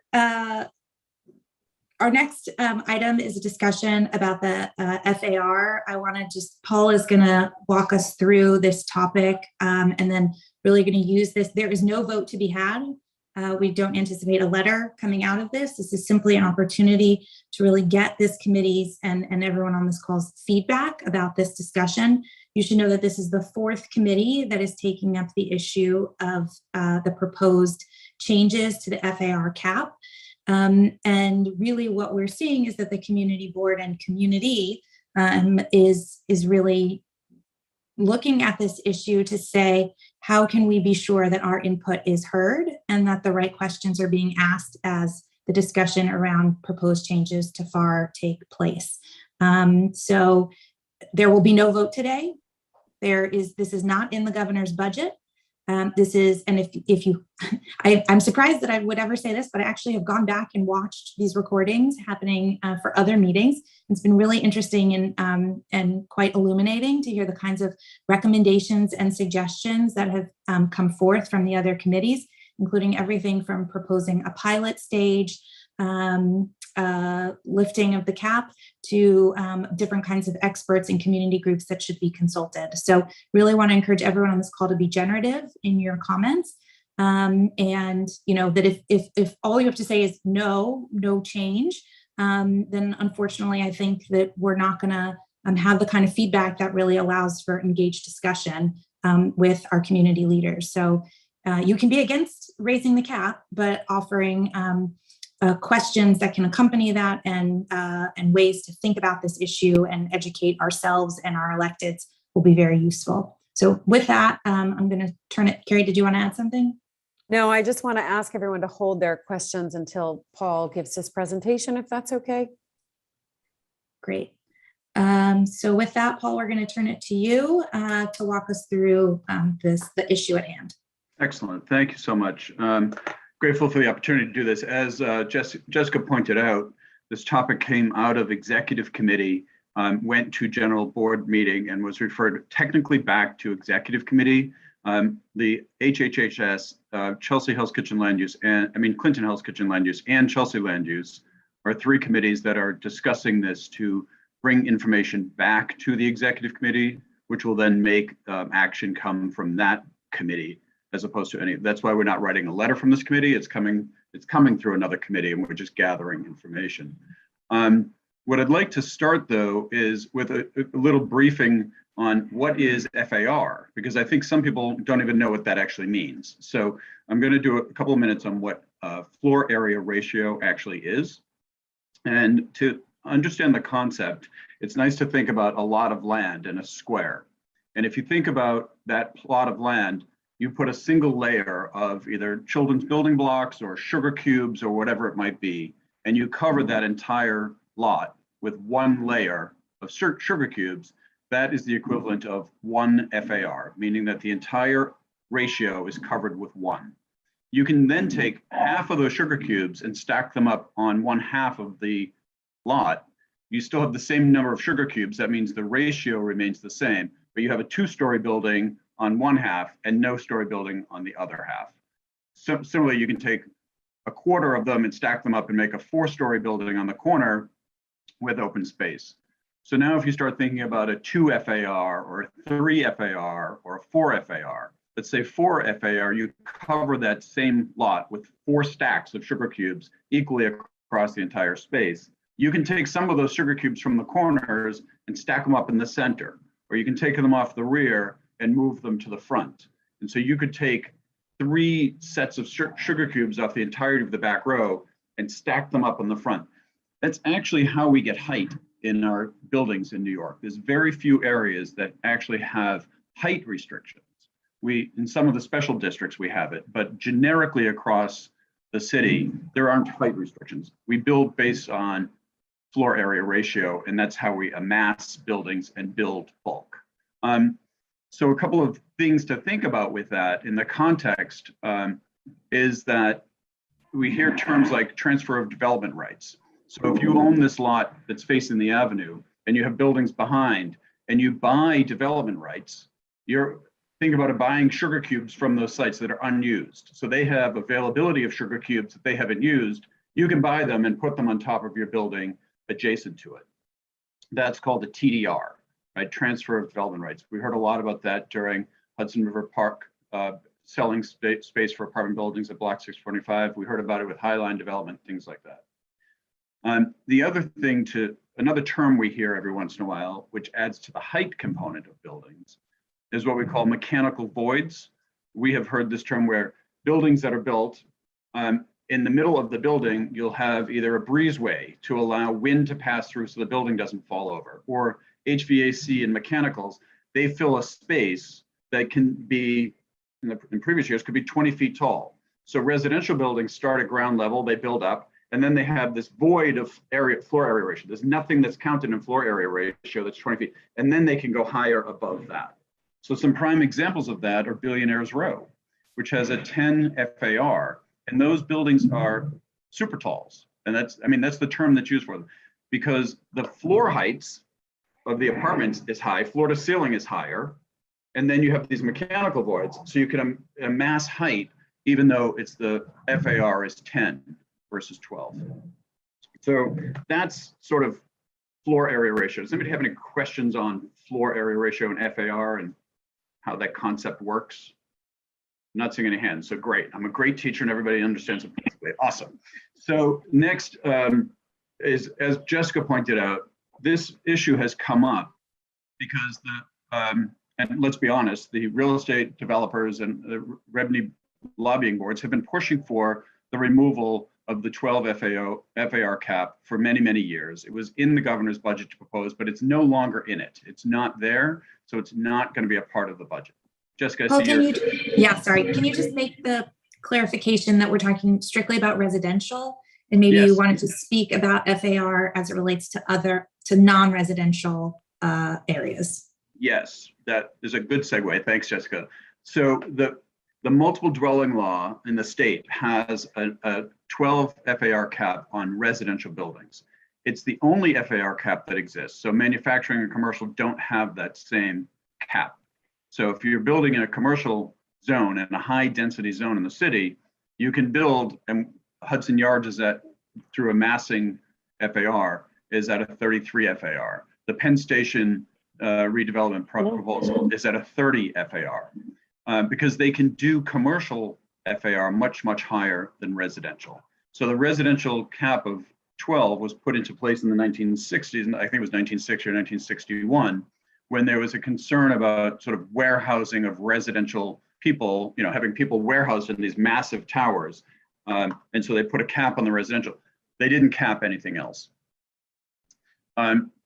So to understand what's happening at the state level, and again, it's not happening right now, but the way the language was written was that the state was going to allow the removal of a 12 FAR cap in the city of New York only. It was not going to happen anywhere else in the state. It was only going to be allowed here. Honestly, when I heard that, I was concerned that the city regulations would have language like just referencing the multiple dwelling law, and that there wouldn't be any regulations in place once the cap was removed. But in fact, every area of the city is zoned with FAR caps. And like the historic districts have caps on them. The Special West Chelsea district has caps on them. Nothing goes above 12, you know, and most places are at 6 or 10, like Billionaires Row is at 10. The way you can get additional FAR is through zoning bonuses like mandatory inclusionary housing, transit bonuses, community facility bonuses. In the Special West Chelsea district, you can get highline improvement bonuses. So a good example for us to understand this is in the Special West Chelsea district, sub-area A, which is the area adjacent to Hudson Yards, has a 7.5 residential FAR, which can be built up through highline improvements, inclusionary housing improvements, and things like that, up to a maximum of 12.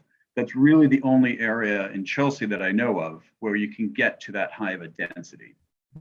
So that's sort of the context of where this bill is. If the state were to pass it, it would have to come back to the city for any changes. And all they're saying is that the state will no longer restrict it at 12. The city could then make its own determination. So there are a lot of proponents for home rule that are arguing we shouldn't have a cap. The city should make its own determination. There are others who say the city is subject to political and lobbying pressure of the real estate industry, and we need a backstop and a firewall. So there's that debate that goes on. So what I'd like to ask people to think about for this conversation, and again, this is a conversation amongst 3 committees going back to 1 committee, is to think about it in 2 ways. One is what should happen at the state level, and keeping in mind that, you know, the opportunities for backstops, but the conflicts with home rule, and then what opportunities should exist at the city level, and what we would want to say to the city to make sure that we protect our communities.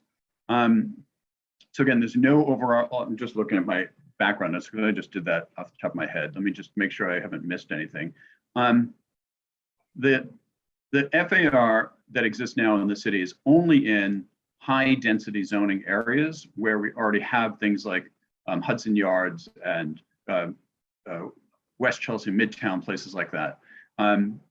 Commercial enterprises, theaters can go above 12, but residential is the only entity that's capped at 12. So some things to think about that I'd like to really get some input on some of the specifics are the question of, should the state remove the cap? Should they just increase it to a specific number? Should we think about, if the state has something like that, should we start talking about height restrictions? Because right now we don't really talk about height, we talk about FAR. So do we want to talk about height issues? If they were to pass it, what, you know, the issue for me really is, as a member of the advisory committee working group on Penn Station, you know, that overall GPP is proposing a 30, they started at 33, they're now at a 30 FAR. And we're trying to push for residential there. But because of the 12.0 FAR residential cap, the developer is not inclined to build something. If they can get 30 FAR building, why would they build something at 12?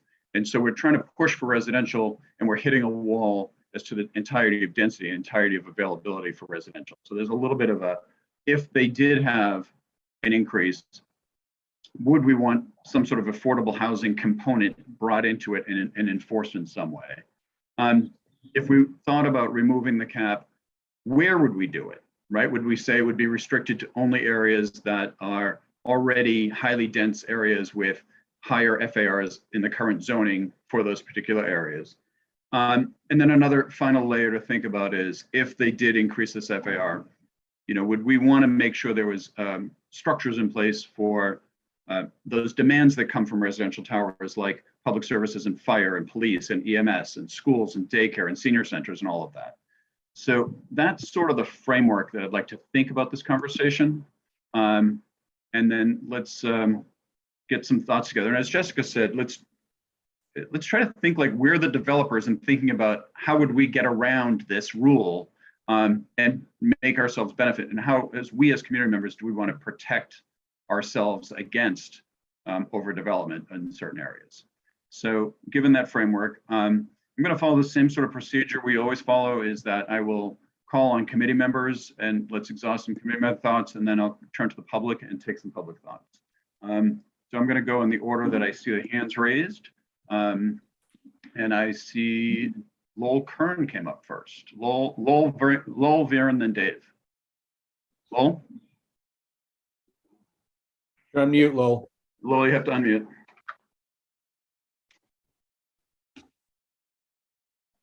Lowell, are you with us?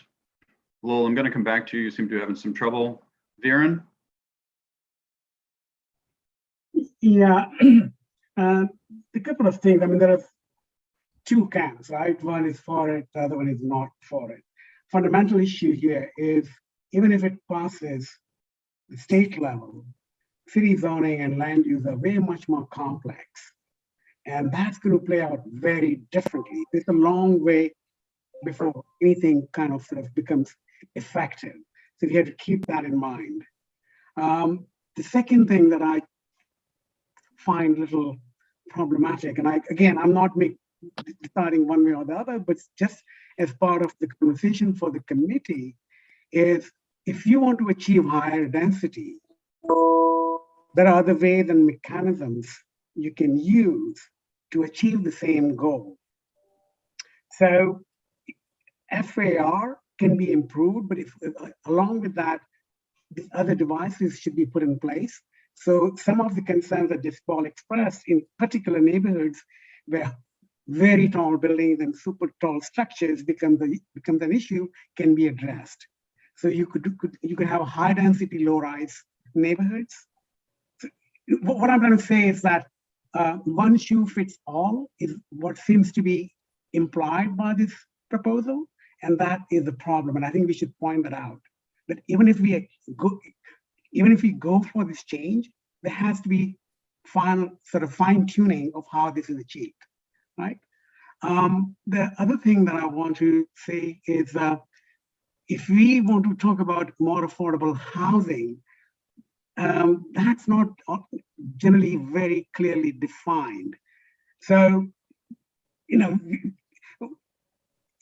I think the point I'm making is that there's a lot more than meets the eye in terms of what this is going to accomplish. Raising the cap is just very tiny part of what is being attempted to be achieved. Yep. Thank you, Viren. Lowell, are you back with us? Can you? I was here all along. I just am on my phone and I couldn't find the unmute button. All right, thanks. You're right, Lowell, you're next. I have very conflicting feelings about all of this. I am in favor of home rule on most issues. New York is a very large state, and I do not believe the rest of the state should be telling New York City what to do. And let's be real, most of the towns upstate aren't dealing with 12 FAR or even coming anywhere close to it. This is targeted at the cities, which means it's targeted at New York City. So I am in favor of home rule generally. My problem with giving this over to the city in the current environment is it will go through all of the same land use procedures that everything else does, which means it'll end up in the city council, which means it'll be up to one person to vote on specific projects. And I don't think that city planning or the city council members take into account the views of the community strongly enough. I don't think we are given enough weight. You look at things like the Soho redevelopment, where the community said no and it was passed by the council anyhow. So I am loath to give that kind of power to city planning and the city council.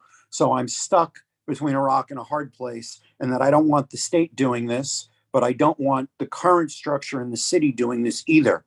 I would want much more community involvement and much more say from the local communities as to what they find permissible in their areas in order for this to be okay. I don't trust either side here to make this work. And I think if the state isn't doing a good job and the city isn't doing a good job, then Related and Vornado are the ones who are going to end up deciding how this goes. And I don't want them making the decision either. So what I would propose is that we support home rule and layer in 8 million other kinds of restrictions, caveats, requirements that would make this subject to much more community input.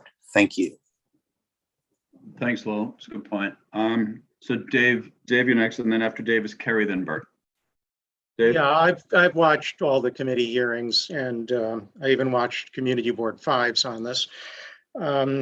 And one thing that people keep coming back to is if the state cap is lifted, that doesn't mean that our zoning is all of a sudden going to be, increased above its maximum FARs. And for that to happen, projects would have to go through ULURP. And I have the same reservations that Lowell does about that. Community Board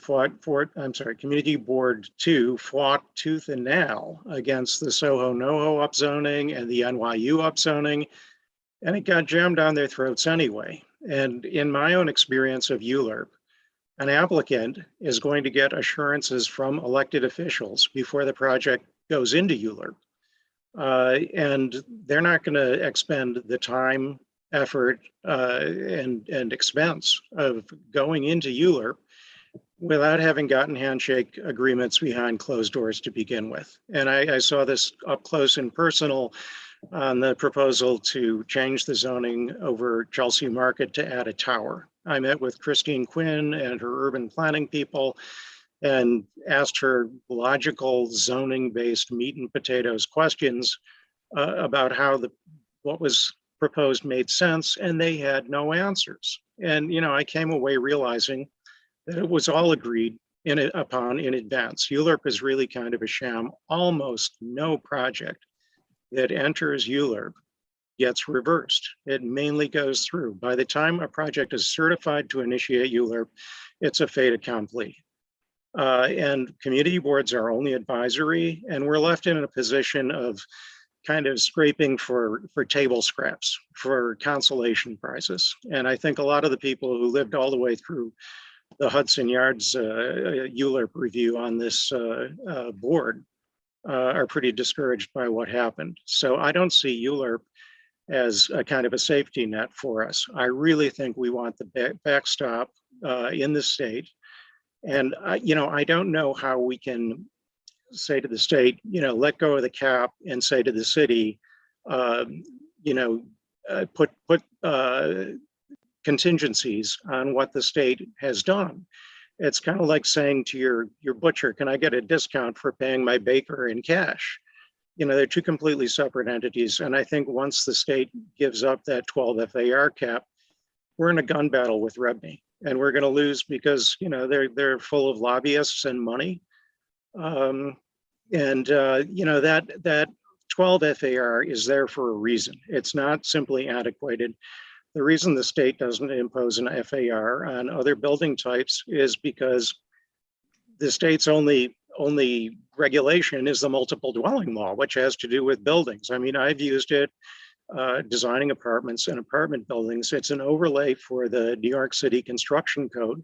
And it is about quantities that have to do with individual buildings. It also covers the minimum area of rooms and the minimum size of windows as a percentage of the floor plate of those rooms and the heights of ceilings.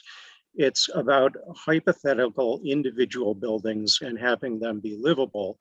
And it's been there for 60 years. And the city and its services are by now all developed to respond to that FAR cap of 12. We have no idea what increasing it by 2 points would do. We have nothing statistically to tell us what that would do. I can tell you that as soon as you raise an FAR level, it introduces a whole range of buildings that it makes sense to treat as teardowns. And, you know, even in the Chelsea Historic District, I've talked about reducing the FAR from 3 because the historic buildings are built at like 2 to 2.5. And developers come in and just to get that additional half point of FAR, they'll destroy a historic building to put up something completely new. We don't get any more zoning or any more housing out of it. And when buildings are built larger, inevitably these days, they're more luxurious.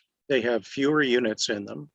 When I listened to Community Board 5's discussion, they pointed out that they have a very high vacancy rate compared to the rest of the city. And Billionaires Row itself is at a 28% vacancy rate because they're second and third homes, or they're just investment properties. And yet they're introducing physical density, but not providing any housing. And they're eating up FAR that could otherwise go toward affordable housing. And the notion of not having high-rise buildings that are offices, which, you know, sites that have FARs of 30, and trying to invite developers to build housing with an FAR of 30 there instead, that completely ignores real fundamentals of zoning, which always had to do with different treatment of residential neighborhoods from neighborhoods where people worked. I mean, at first they were like dangerous manufacturing neighborhoods, but in New York, you know, it's always been the case that higher rise and denser neighborhoods have been where business was conducted, whether it's Lower Manhattan or Midtown, and people lived in lower rise neighborhoods. You could look at Brooklyn as a bedroom community for Manhattan. And at one point, Greenwich Village was the bedroom community for Lower Manhattan. It doesn't make sense to take away all of the light and air that are about livable areas that are primarily residential. And there are a different set of services that go with residential use, different levels of sanitation, as well as the light and air. So, you know, this is Le Corbusier's Towers in the Park idea. I don't know if you can see this, but he had an idea of consolidating all of the open space and consolidating the towers in the city so that instead of little bits of open space, you got parkland. And he never managed to build that, but it's all over New York. That's what Penn South is, and Stuyvesant Town, and NYCHA projects. It's a variation on the old setback rules, which were also about light and air. What we're talking about doing, if we're going to have housing that has an FAR of 30, is towers in the park without the park. It's not going to be a neighborhood people want to live in. Developers are going to tear down buildings that already have housing in them, that have architectural character. And New York is no longer going to be the kind of place that people want to move to. Thanks, David.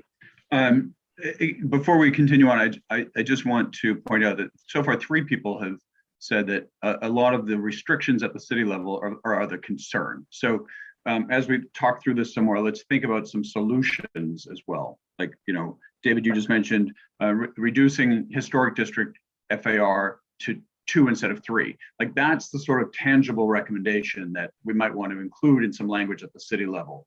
You know, a 30 FAR residential tower may not make sense, but maybe a 14 or an 18 so we can get some affordable components. So again, thinking through, and you know, and Vera, you talked about, you know, the affordable component needs definition. So let's try to think about those terms as well. Paul, I specifically said we need more community input as a solution. Yeah, no, exactly. The community board, yeah. Yeah, no, exactly. But what kind, you know, at what point? And that's where I'm trying to find. So Bert and then Hector. Oh, I'm sorry, Carrie, you were next. Sorry, Carrie. I was reading my list wrong. Carrie, you're next. That's okay. So I also have watched all of the other committee meetings and am really trying to wrap my head around this because to me, I'm just going to speak like from the heart. There's sort of two issues, like how do we feel about what's on the table, which hopefully we think is off the table, thanks to our elected officials and timing, et cetera, which is, this fear of waking up one day and suddenly, our FAR of 12 is gone. So, I don't think that anybody wants that.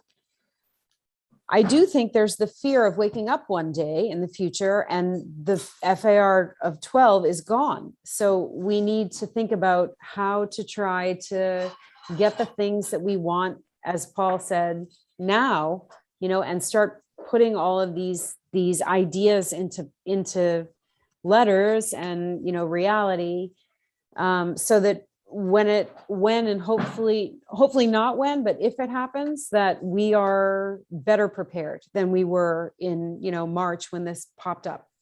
So I've heard from some other people on some other, in some other meetings who aren't here, as I look at the attendees list, like Christine, who said that, this whole thing started with Jeffrey looking for ways to increase affordable housing. And I don't think that's come up yet. So, how are we going to make sure that if the FAR does increase, that the affordable housing percentage increases with it? So it's not just the regular 20/80, but maybe it's 50/50 or 40/60, or, I think I'm going to rain on Betty, because I heard her say what I thought was one of the best ideas, which is if you want to go above a 12 FAR, you need to have an environmental impact study done, which I think is great, because that starts to cover all of the community issues that will come from that, which are traffic and sanitation and light and, neighborhood character. These are all new things that I've learned over the past year and a half.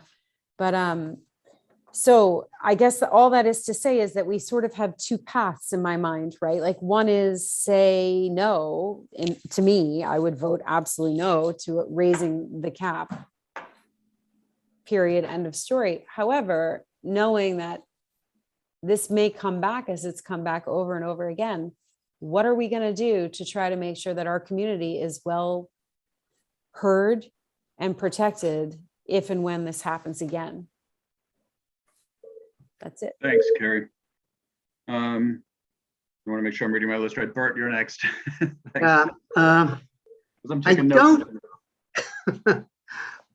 right out front, I'm against, I think the state should have nothing to do with declaring what FAR ratio should be in New York City. They didn't do it anyplace else in the state. So I don't know what the historical Bert, can I interrupt for 1 second? So you're saying that they should remove the cap because they shouldn't be involved at all? They shouldn't be involved. Okay. Right. I don't know what the historical origin is, but I'm sure it had to do with some kind of competitiveness between the city and the state. It had to do with mistrust. I'm sure it has all to do with that. And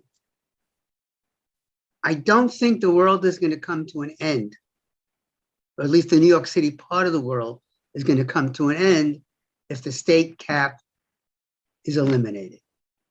Then what we have to do is trust ourselves to be able to come up with, there's no solution. I don't want to use that word, solution. We're not talking about something that will be solved. We're talking about a process. What do we want to add to the current process that we have in New York City? Zoning, which exists, modifications of zoning, Euler, okay? What do we want to add to that?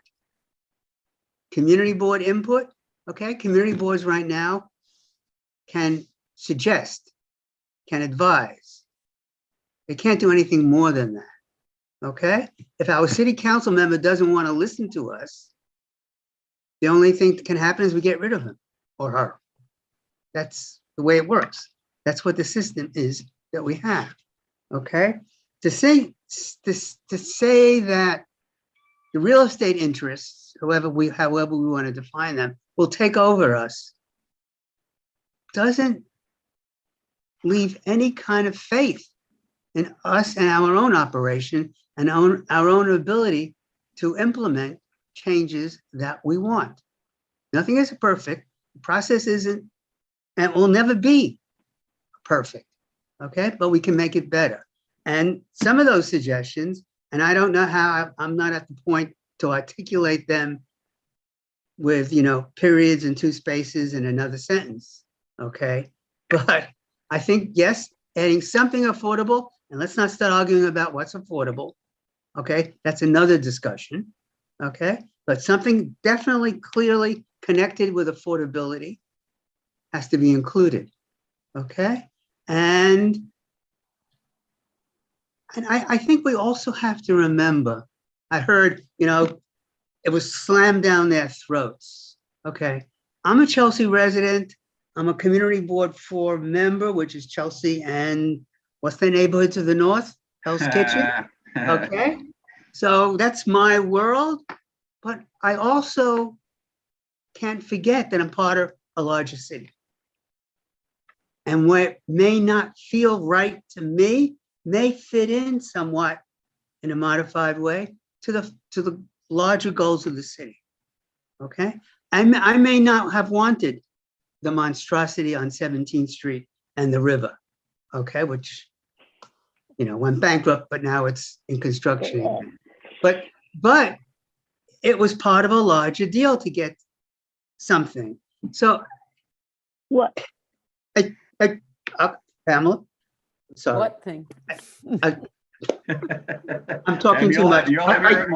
But I just want to say, I trust us to do something. I don't want the state to be involved, particularly since it was specifically New York City oriented. It's none of their business. Thank you, Bert. Hector, you're next, and then Pam, you're after Hector. Okay. Look, we're all well aware of our disappearing skyline here. I mean, basically, I've got buildings. I actually live over here in Chelsea on 18th Street, and the twisty building on 10th Avenue over here, that's been developer had some issues, and now they're gone and was replaced by another one, and they just started work on it again. We lost the park there by the High Line for how long? Because of that. Public space was lost temporarily, but like 2 years now, it's been shut down, and we had a big, beautiful billboard there as well. And the issue is that we're not putting enough restrictions on these developers when they start these projects. Stipulations, as Lola had mentioned before, that we have to try. I mean, these FARs, I believe the cap's going to be lifted, unfortunately. In what way? Hopefully we can get it reduced, which has been recommended. I think that's maybe the best we can get, hopefully. But I think with that, we need to put a lot of stipulations with a lot of these developers coming in and building these skyscrapers. Affordable housing, as somebody mentioned, obviously, public spaces, community centers, medical centers, something to give back to the community. We're allowing these developers to come in and make these fortunes out of our neighborhoods, disrupting our lives, literally, without really giving back to the community in any which way or form. Not only that, we're taxing our resources here. I mean, basically, every time a new building goes up, they've got to rip up the streets to put up new electrical lines and water lines, because these new buildings are utilizing more resources than these neighborhoods were originally intended for. So we've really got to look at all this and try to put more restrictions on these developers, instead of just getting them a free pass just because they bid on the project and somehow rub the right elbows to get the project pushed through. It's not just about the cap, but also what they're giving back to the community for that lift in the cap, possibly. I'm not a big fan of the idea, honestly. We've lost a lot of beautiful views of the river from here and in the neighborhood. And every time I look up, a new skyscraper goes up that looks hideous, too tall for the neighborhood, and it really changes the nature of the community. So I think we really need to look at ways to put restrictions or requirements in exchange for these FARs, not to just give them away like has been done in the past. So They really need to, I'm sorry, go ahead. No, Go ahead. thanks, Hector. And I don't know if Yeah. I'm out of order, but as a co-chair, I'm going to jump in and say that I appreciate everything you're saying. And what I think we would love to be able to talk about is ideas about what those are. And, Yeah. you know, that may not be answerable tonight or right now, because I think that's why we postponed, you know, sending any letter, to make sure that we start to actually have these conversations and involve the community in having these conversations, so we can really get to those pieces. You know, I just what want, are just the one last effects? thing. And I'd like to add, Kerry, that I echo your sentiment. And I think, you know, this is going back to executive committee. It's likely to go through a full public board, a full board public hearing at some point. It'll come back to committee for review. And this is really our first round. And so these questions are great questions to ask. And Hector, as Kerry's pointing out, let's start. We're asking the questions today so that in a month or two, we'll start to formulate some answers. And so thinking through those possible answers is important. So thanks, Kerry. I think you're right on that. Hector, were you done? Yeah, go ahead. Go ahead. I'm sure there's other people out here. No, I'm letting everyone give as much time as they want. It's an important issue. Pam, you're up, and then after Pam is Mike. You shouldn't tell people that they're going to have as much time as they want. I've already given lots of. All right. Everybody, get out your tea and wine. Pam's about to go. This is a terrible one. I'm totally intimidated by the eloquence of the other members of this committee and these people who have spoken. I cannot put together any sort of thoughts that are so well organized as yours. Thank you. For just out of the gate, I am completely opposed to removing the cap. I'm glad that it's put off, but I hope it never happens. I don't know how many of you watched the HHS meeting last week. It's available, but Andrew Berman spoke in that meeting, and I watched. He's lined up to speak tonight too. He'll speak tonight. I'm glad to hear that. Well, it's my turn now. Esworth. My turn, Andrew. I want to talk about 1416 Fifth Avenue, which is a building that I am intimately familiar with, because in my 35-year career as a real estate manager, I managed that building for about 15 years. The owners at the time was an Italian family. They were very careful to stay as totally discreet as possible. They were hidden behind a whole bunch of LLCs and stuff. But I wound up getting the job of managing that property, as well as 10 Fifth Avenue, which is at the corner of 8th Street and Fifth Avenue. It is a 20, it exists still, although it's, if you want to see it, you better go quickly. It is a 20-unit building. It was originally 2 townhouses built in 1840 by the Brevoort family for their 4 daughters. They were 4 in a row, 10, 12, 14, and 16. 14 and 16 were combined into one building decades after they were built, but probably in the early 20s, perhaps. Their architectural features were removed completely and they were combined into one building.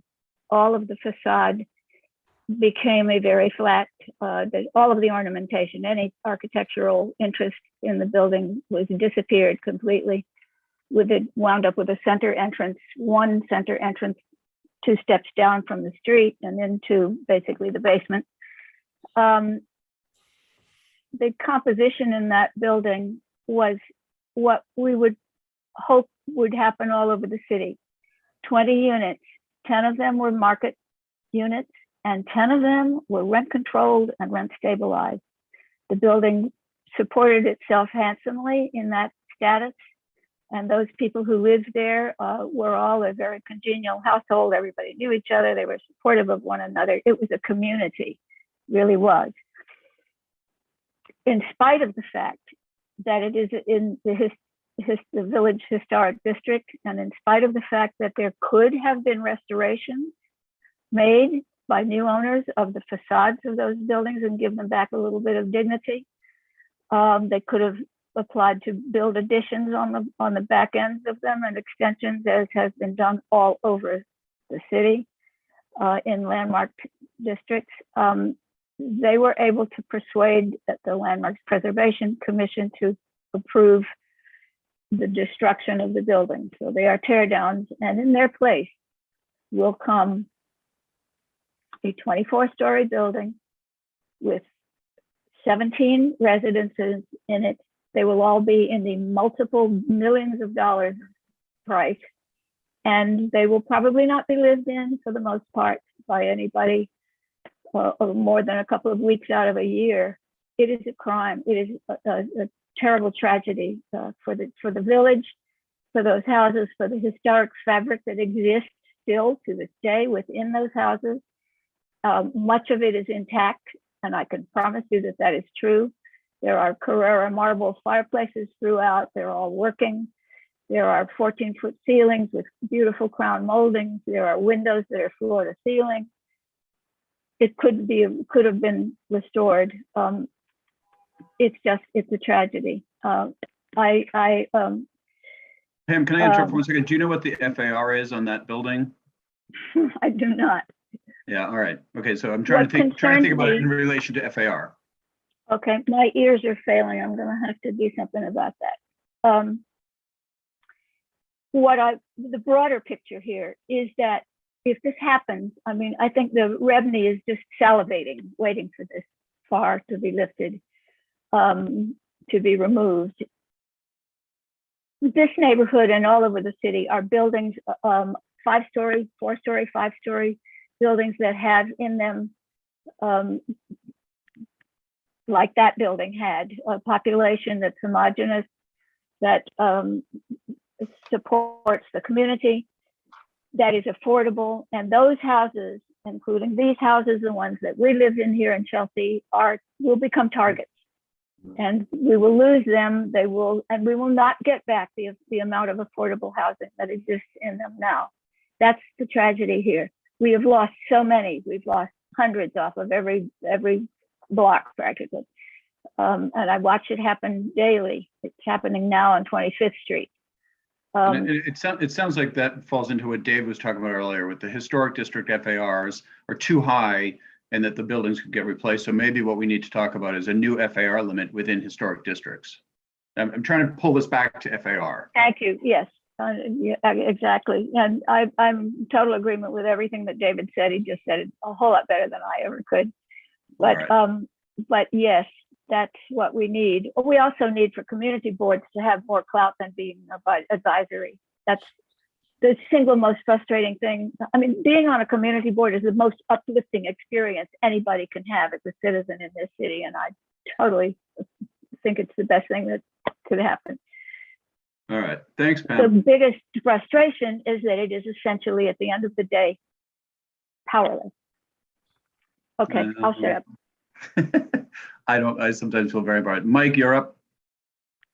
Yeah, thanks. Well, I listened to Lowell earlier about home rule and all that stuff. And his topic is about home rule, Then we have affordable housing, the other catchphrase that comes into play all the time. These are palliative terms when we have these discussions about land use, okay? Affordable housing rarely gives rise to truly affordable housing. That's just the fact of the matter, right? So I feel kind of weak when we're dealing with the state, and I try to look for a true backup. I don't look at ULURP as a backup. We're stuck. I mean, ULURP's not going to help us. City council's not on our side all the time, nor is the mayor. Although I don't know about this one. Anyway, what do? Height is the problem, I think, that we're dealing with here, right? We want to have height limitations, right? that is the sole remedy that I can envision at this point. This thing is going through, right? Height is the remedy. You know, there are other places in the state. My sister lived in Rye, right? This estate, this huge estate. She tried to do something, and the FAR out there is like 2, right? She built a guest house, which, by the way, is bigger than most houses that wealthy people, the guest house is bigger than one's home. And she couldn't do it because of a FAR limitation of 2. So they were able to limit the state's, cap locally. I don't see that, because those are people with a different mindset, right? They know what they want. They want like estates with, they can see the property. In New York, we have the real estate board arguing against that concept, right? Totally against that concept. So I don't envision real estate board not having at this point a database, 20 a minutes. task maybe. force. Hold on, Pam, can you mute, please?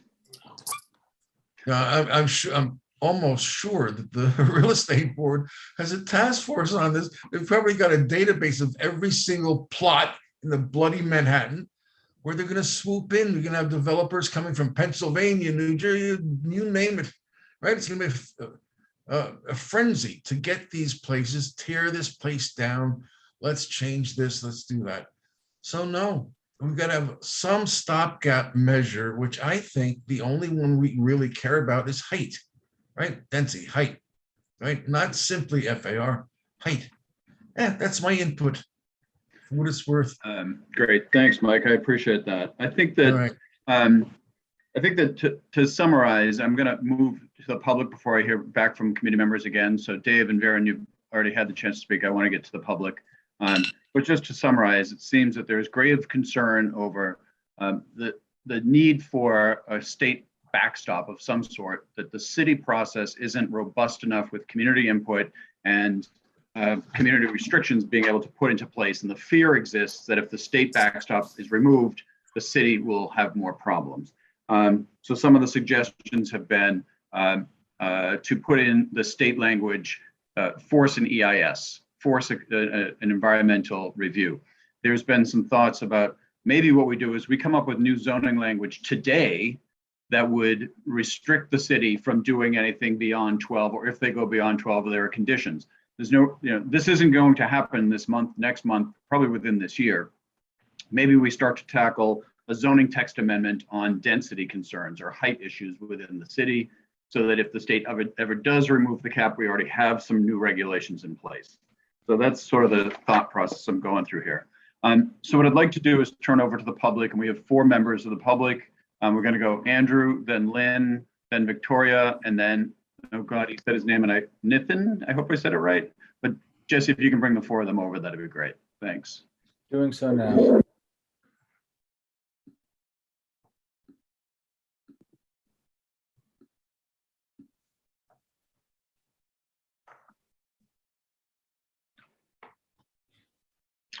So Andrew Berman, welcome back. I feel like you've been to as many of these meetings as me.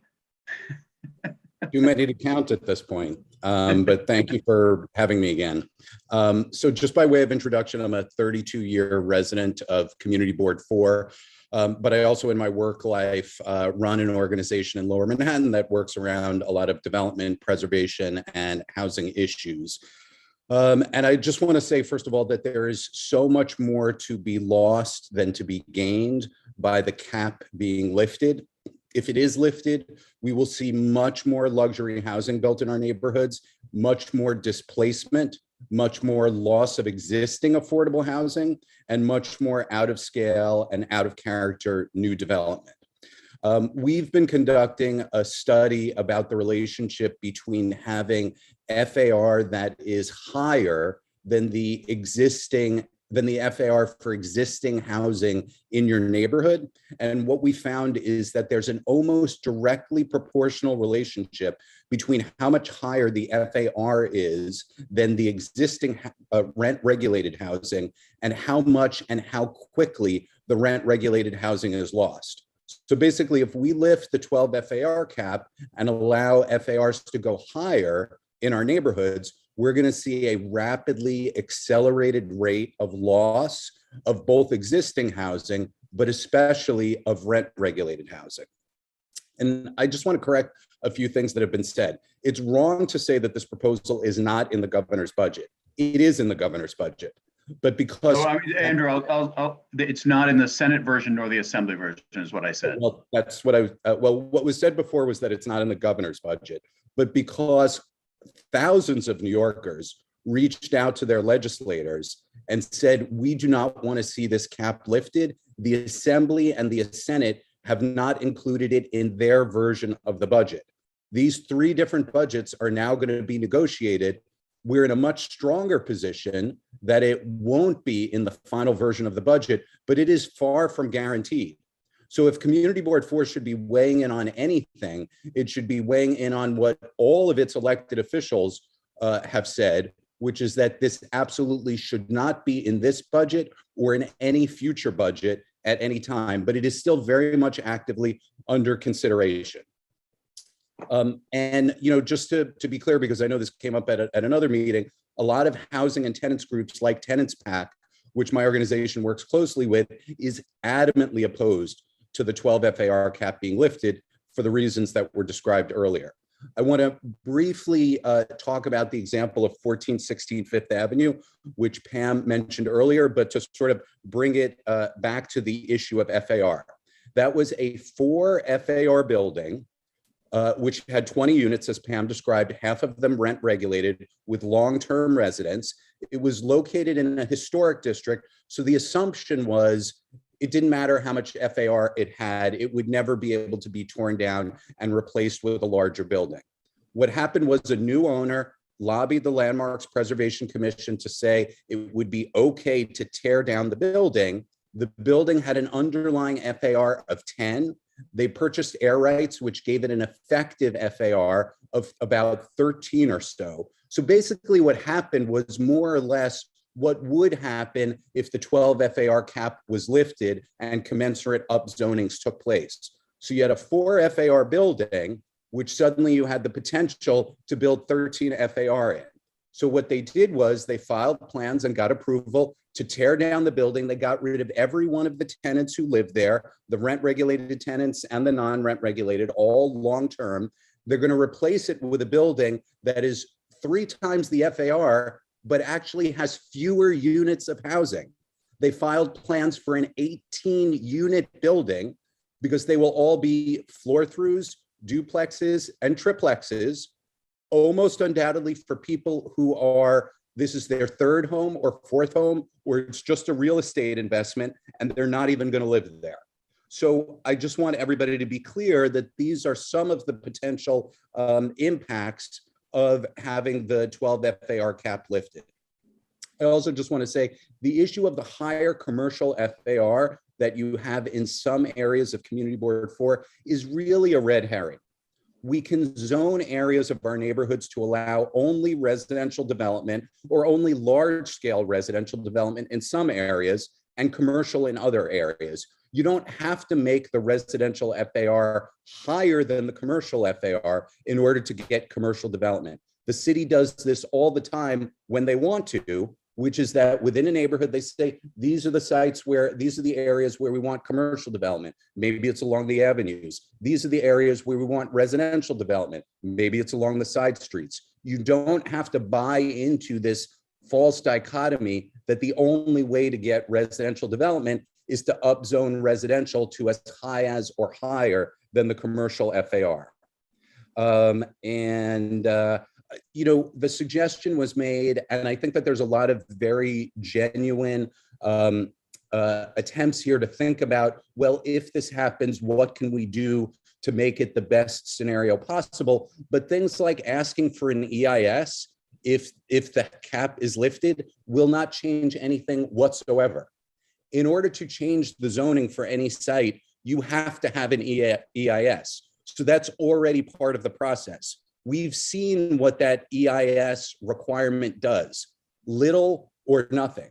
It does not guarantee that infrastructure needs, that affordable housing needs, that school seats needs, that sanitation needs, that neighborhood character needs are going to be addressed in any way. So please don't mistakenly think, well, if we get an EIS requirement, that will somehow change things or make things better.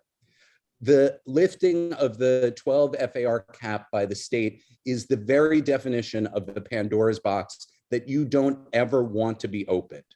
CB4 should make clear that it's in the interest of its neighborhood and its residents and the entire city to never allow this to happen. Once the cap is lifted, the literal floodgates are open, and we know what will happen.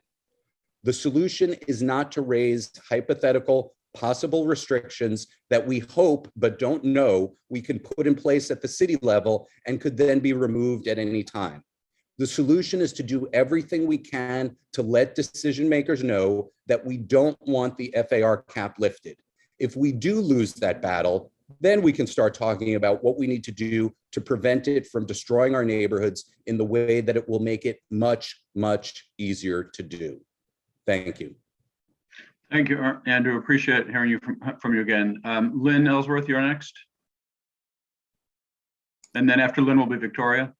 Hi, I'm gonna, not as good extemporaneously as Andrew is, so I'm gonna read a little bit of my pre-prepared testimony, which I also have.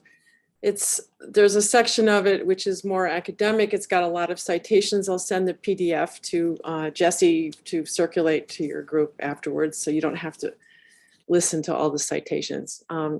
So I'm Lynn Ellsworth. I'm chair of Human Scale NYC, and I'm coordinator of the Empire Station Coalition. And I'm going to talk a little bit just about the issue of MIH and what I call trickle-down housing supply fundamentalism, which I think is a theory that's really sort of taken over in New York City. I'm an economist, and I read that literature as an anti-regulatory libertarian policy doctrine that was pushed by conservative economist Edward Glaser, his YIMBY acolytes, the Regional Plan Association when its real estate dominated board kind of took over, and the Real Estate Board of New York and its allies. The doctrine advocates that to get rid of all regulation on heights, flood the city's market with luxury and market rate condos in the hopes that this kind of supply increase will lower housing prices for people at the lower end of the housing ladder. The doctrine stays the same with or without an MIH component. Now, the real estate-backed effort to lift the residential FAR cap is part of this doctrinal tradition, and it dates back at least 8 years ago when Rebney vowed to make it happen. There's a recording on Facebook where they're sort of talking about it at a conference. It's a modification to the state multiple dwelling law. And every year, Rebney and its various proxies try to pass this legislation in order to unfetter its industry. They seek to capture extremely high profit margins that are available to them in the so-called hot markets of Manhattan, which is their terminology. Rebney wants the FAR cap lifted for Manhattan, not for Douglaston, Queens, because luxury condos in Manhattan have profit margins as high as 94%, according to research by the firm that city planning hired at the beginning of the de Blasio administration. So this whole FAR cap lifting idea is really, to me, I read it as a relic of the luxury city model of Bloomberg when they first started talking about it. Research across the country has shown that this doctrine of trickle-down supply does not work in theory or in the real world. The evidence is to the contrary, that in this type of upzoning, with or without MIH, it raises prices, it makes neighborhoods whiter, it increases gentrification. Moreover, MIH itself has proven to be a major policy failure here in New York City. It cannot produce enough units fast enough to affect prices. It might work in a lot of the suburban towns around DC, where I think there's this issue of farmland being converted to McMansion territory, and the housing market works very differently than it does in New York City. In New York City, 6 years into the MIH policy, as of December 2019, when I was attending a hearing at the state level, The city admitted that it had only produced 2,000 MIH units in that entire time. All it really does is flood the market with market rate, usually luxury level housing, and it has no effect on lowering prices due to other factors in the housing market. The doctrine assumes that investor demand for Manhattan real estate, which is now at over $40 billion a year, doesn't raise housing prices or crowd residents out of the market. This is a laughable assumption. Even without investor demand, assume that we don't have the $40 billion pouring in every year to Manhattan looking for a place to park money. If there are social costs to towerization, regulation of heights is, even according to regular neoclassical economists, is the optimal policy solution. And it is the very reason that we even have an FAR cap or a zoning law in the first place. To avoid this idea, supply-siders claim that there are no social costs to towerization. And this, I think, is false. Manhattan, already the densest county in the country, has schools, parks, sewage, and transit that is strained beyond carrying capacity. The Sky Dome itself has been so overdeveloped in Manhattan that entire blocks in East Midtown get no direct sunlight at any time of the year. Some parks in the city are so overcrowded they cannot grow grass. I can name 3 of them. The real policy issue in New York City for housing is how do we distribute density across the city and how to provide housing at the lower echelons of the housing ladder, which the private sector will not do. Now, it is illegal to allocate housing by race. So lifting the FAR cap and MIH cannot contribute to racial equity. A smarter strategy at human scale that we've been talking about is to rezone the currently shrink-wrapped outer boroughs where single-family home areas do not bear any of the burdens of urban density. Basically, we're saying that density needs to be spread out like thick peanut butter on a slice of bread, rather than excessively concentrated in a few existing dense, overly dense neighborhoods of Manhattan, where the negative social costs to further towerization are high. Last, we think converting existing office buildings to residential should be allowed. There's no need to lift the cap to bother about that. I have a lot of data on a second page about academic research. I'll just give you a couple of data points to take home with you. Economists Donovan and Ripkema, studying Upper East Side census tracts over a 10-year period, noted that when 18 new skyscrapers were built in that area, the population of poor and working class white and Black families declined dramatically. There was a marked uptick in people who self-described in the census as other, which is considered by researchers to be a likely marker of foreign investment ownership. A study of Bloomberg's rezoning of Williamsburg, which is a perfect example of the implementation of trickle-down massive upzoning housing supply theory, found that, I'm quoting from the study, in the area that was rezoned, residential and commercial property values increased almost 250% between 2002 and 2013. Median monthly gross rents swelled from $949 to $1,603. And that as of 2013, at the end of Bloomberg's reign, only 19 of the promised affordable units in Williamsburg had been built. Moreover, the white population of Williamsburg increased by 44%, and the Latino population decreased by 27%. There's another study by Cabello that looks at Greenpoint, Williamsburg, and the edges of Park Slope neighborhoods, which were massively upzoned. Cabello found 3 very interesting things: that there was a decrease of 15,000 Latino residents in Greenpoint, even though the population grew by 20,000. Did you say you're going to share this information with us? Yeah, I'll end there. Okay, I'm just going to tell you that there was similar research showing that unfettering the real estate industry to upzone like this has failed to lower housing prices in San Diego, Toronto, Vancouver, and Chicago, according to the data that I've collected here. So I'll share that with Jesse. Thank you very much for the opportunity. Thank you, Lynn. I'm glad to hear about it. Another trickle-down theory that fails. Victoria, you're up next. Hi, everyone. I'm going to keep my comments brief. Yay. It's been I'm kidding, Victoria. Go as long as you want. I live in Chelsea in the far south border of this community board. And everything that everyone has said on this call with regard to height and height restrictions and having all these buildings in the communities without any real benefits back to the community really resound with me. But I really believe that much more can be gained than lost with this proposal.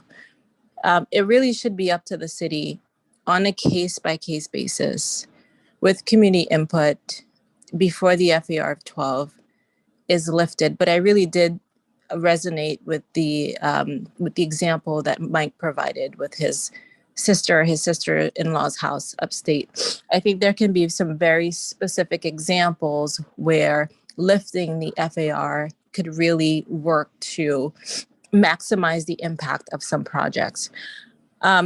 Secondly, this is something that I never really see, but I do believe that the bigger the project is, obviously the greater impact it has on the city's tax revenue. And we really should be seeing an analysis of the tax revenue impact of these changes. And they should be leveraged in order to provide services to the community, schools, infrastructure, community facilities, health and wellness, open spaces, parks, all of the things that we want to see as part of these proposals, including affordable housing, which, by the way, with the cost of land being so high, many projects that propose affordable housing just aren't viable without some of these bonuses given to these projects. This is the reason why luxury condos are the only economically viable projects that we can see with some of these developments. But it really does sound like, based on everyone's commentary, the largest issue is that, if the environmental impact statement does nothing to solve or address the issues that we have in the community, then we have a real procedural issue, right? On how we do business and how we get projects approved that's just broken. And that's sort of a fundamental thing that we would need to collectively work on. So that is my comment. I really believe that there can be a lot more gained than lost through this proposal, and we should continue. We should pursue it with an idea towards resolving some of the underlying procedural issues that makes it so that our voices are not heard in these processes. Thank you very much, Victoria. That's helpful. And Nithin, did I say it right, or did I mess it up again too? Oh, you got it. It's Nithin. And can I try your last name, Vengendla? Vengendla, yeah, very close. Thanks, appreciate that. Yeah, all right, no problem. Cool. So this has been an interesting conversation.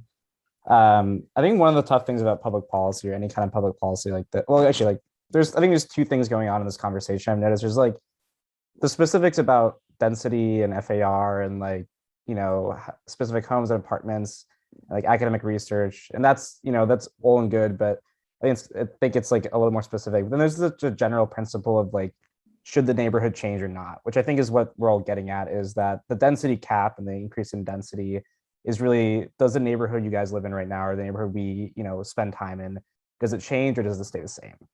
And I think that the tough thing with that, any trade-off that comes from that, lifting the FAR cap, adding more density, adding more apartments, is that every public policy choice is a trade-off, right? I think, it'd be really scenic and cute if the entire city of New York had the same density as the West Village, because it would be, really nice and pleasant. I think it'd be nice and pleasant. I think it'd be super cool, but there's an obvious trade-off there where, if everything in the city is at West Village levels of density, and you have, one of the most productive job centers in America, and you have a place that's added 500,000 jobs since 2008, that would be a really expensive city. So we have to think about, what are the trade-offs and who benefits and who doesn't benefit from each trade-off. I'm going to go out on a limb here and assume that most people, if you're on this community board, probably live in the neighborhood, have lived in the neighborhood for a while. I'm going to assume that you probably have some secure amount of housing where you're not worried about, will I be able to get an apartment? You are secure in Chelsea. And the reality is, it might be rent stabilized and whatever. And that's great for you. And I'm very happy that you're there, because that's very cool. Chelsea's a very cool neighborhood. But but that's not everyone. Like 70% of the neighborhood is renter occupied. I don't live in the neighborhood. I work in the neighborhood and I can't find an apartment there, and I make a very good salary. And the reality is that there's just not enough housing units in New York overall to accommodate demand. You know, the housing and jobs ratio between 2008 to now is about 0.5 job or housing units for every job. And we can sit here and we can talk a lot about affordability. There obviously are problems with where density is going. It tends to go, as someone else has pointed out, in a lot of low-income neighborhoods. It tends to be concentrated. I think Lynn made some really good points about spreading out density all over the city. There's plenty of places in, Brooklyn and Queens that are near subway lines that can accommodate more density. But the underlying thing is still there. It's like the city has to change to accommodate new people. There's only about 78,000 housing units in Chelsea, and it doesn't matter if they're 100% subsidized or all market rate or all luxury. That's still only 78,000 units. Like there's only 78,000 households that can ever live in Chelsea. And there has to be a way to figure out how to add more units. And, this community board can debate and argue about where it should go. But ultimately, the conversation can't lose the sight that there is just not enough units in the city to accommodate people like me who are moving from other parts of the country where there is no economic opportunity to move someplace like Chelsea where there's a ton of economic opportunity. And I'm hoping to come to more of these, and I'm hoping we can have an open discussion about, like maybe get a little bit more into the academics. I know Lynn seems to really like the academic economics of it. I love it too. So I'm happy to nerd out. I don't know if everyone else loves it, but I'm hoping that, going forward, we can figure out, okay, what are ways where we can kind of to balance the interests of people who may be homeowners, maybe already in the neighborhoods, and interests of people like me who can't access houses in the neighborhood, and figure out how to do that. But yeah, that's kind of all the points I had for that. Ethan, thanks so much. Appreciate your participation tonight. So that's it for public hands raised. I'm going to come back to committee, but I'm going to just let Betty speak. This is not the last time we're going to talk about this. All of us will have many opportunities to discuss this. I think that what I'm hearing is a consistent theme. I want to say that our public guest, Victoria, is the one who pointed out is the problem seems to be the broken procedural issues, right? We're talking about, we want the state to have a backstop. We want to not do this, we want to do that. And it's the procedural issues. And I thank Victoria for kind of framing it for us that way. So Betty, I'm going to let you have the last word. Thank you, Paul. Can you hear me? Okay. Yep, you're good. I have kind of a hybrid opinion. On the one hand, I don't want the cap lifted. On the other hand, if the cap was lifted, I think we would have to put safeguards to the cap. And they have been, some of them suggested to deal with the impacts. Is requested that if you go over 12 FAR, that you have to have an environmental impact statement and some kind of teeth in the environmental impact statement. Tougher teeth maybe than the ones that we have now. And then, and if you go over the 12 for residential, you have to put affordable housing, and that some metric or some standard of X number of units or X number of square feet will result in Y number of affordable units. I just don't think it should be vague.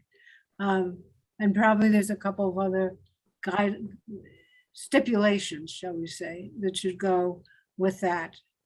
So that's I'm sort of schizoid about it. But anyway, that's it in brief.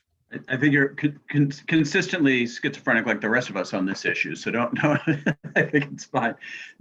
So thanks everybody. Again, this is going to go back to executive committee. David, you've already had the chance to speak, so I'm going to try to wrap. We've been going at this for a while, and we will have many other opportunities to talk about issues.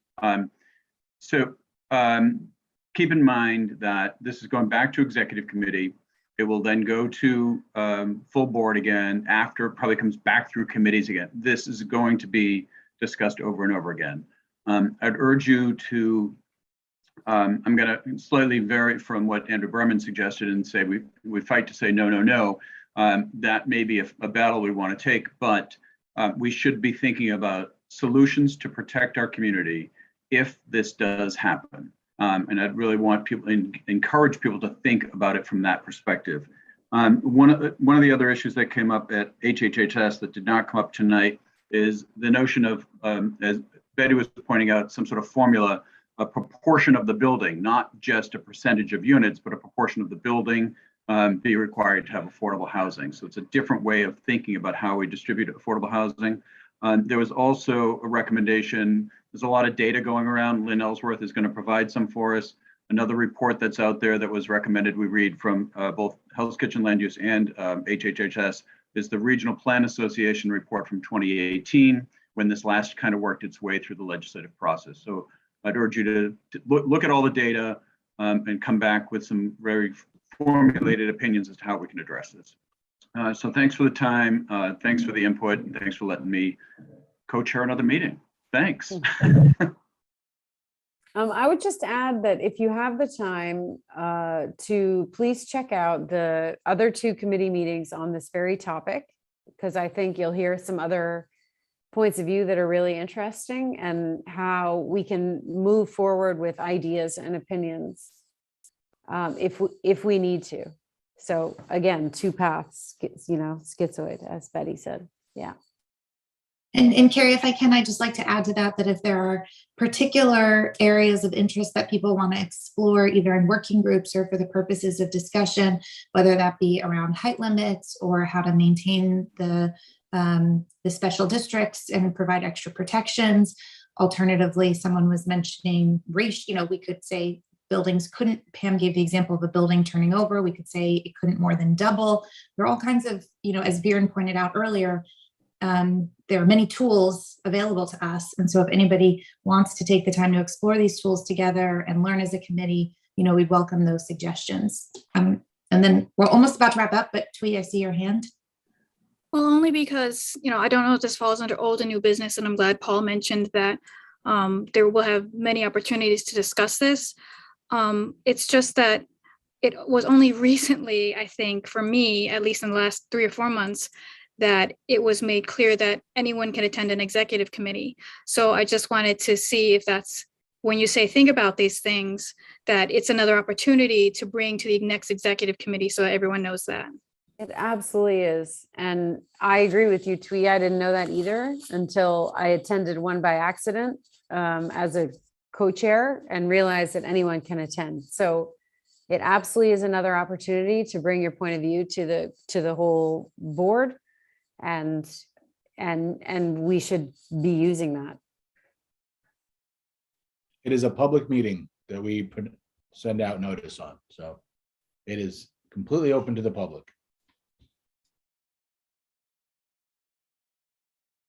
Okay, I think that's our meeting. Can we get a motion to adjourn? I see Marty. And can we get a second? I second. Great, thank you, Hector. Everyone have a great night. Thank you. Good night, everyone. Good night, everybody. Bye, thanks. Bye. Thank you.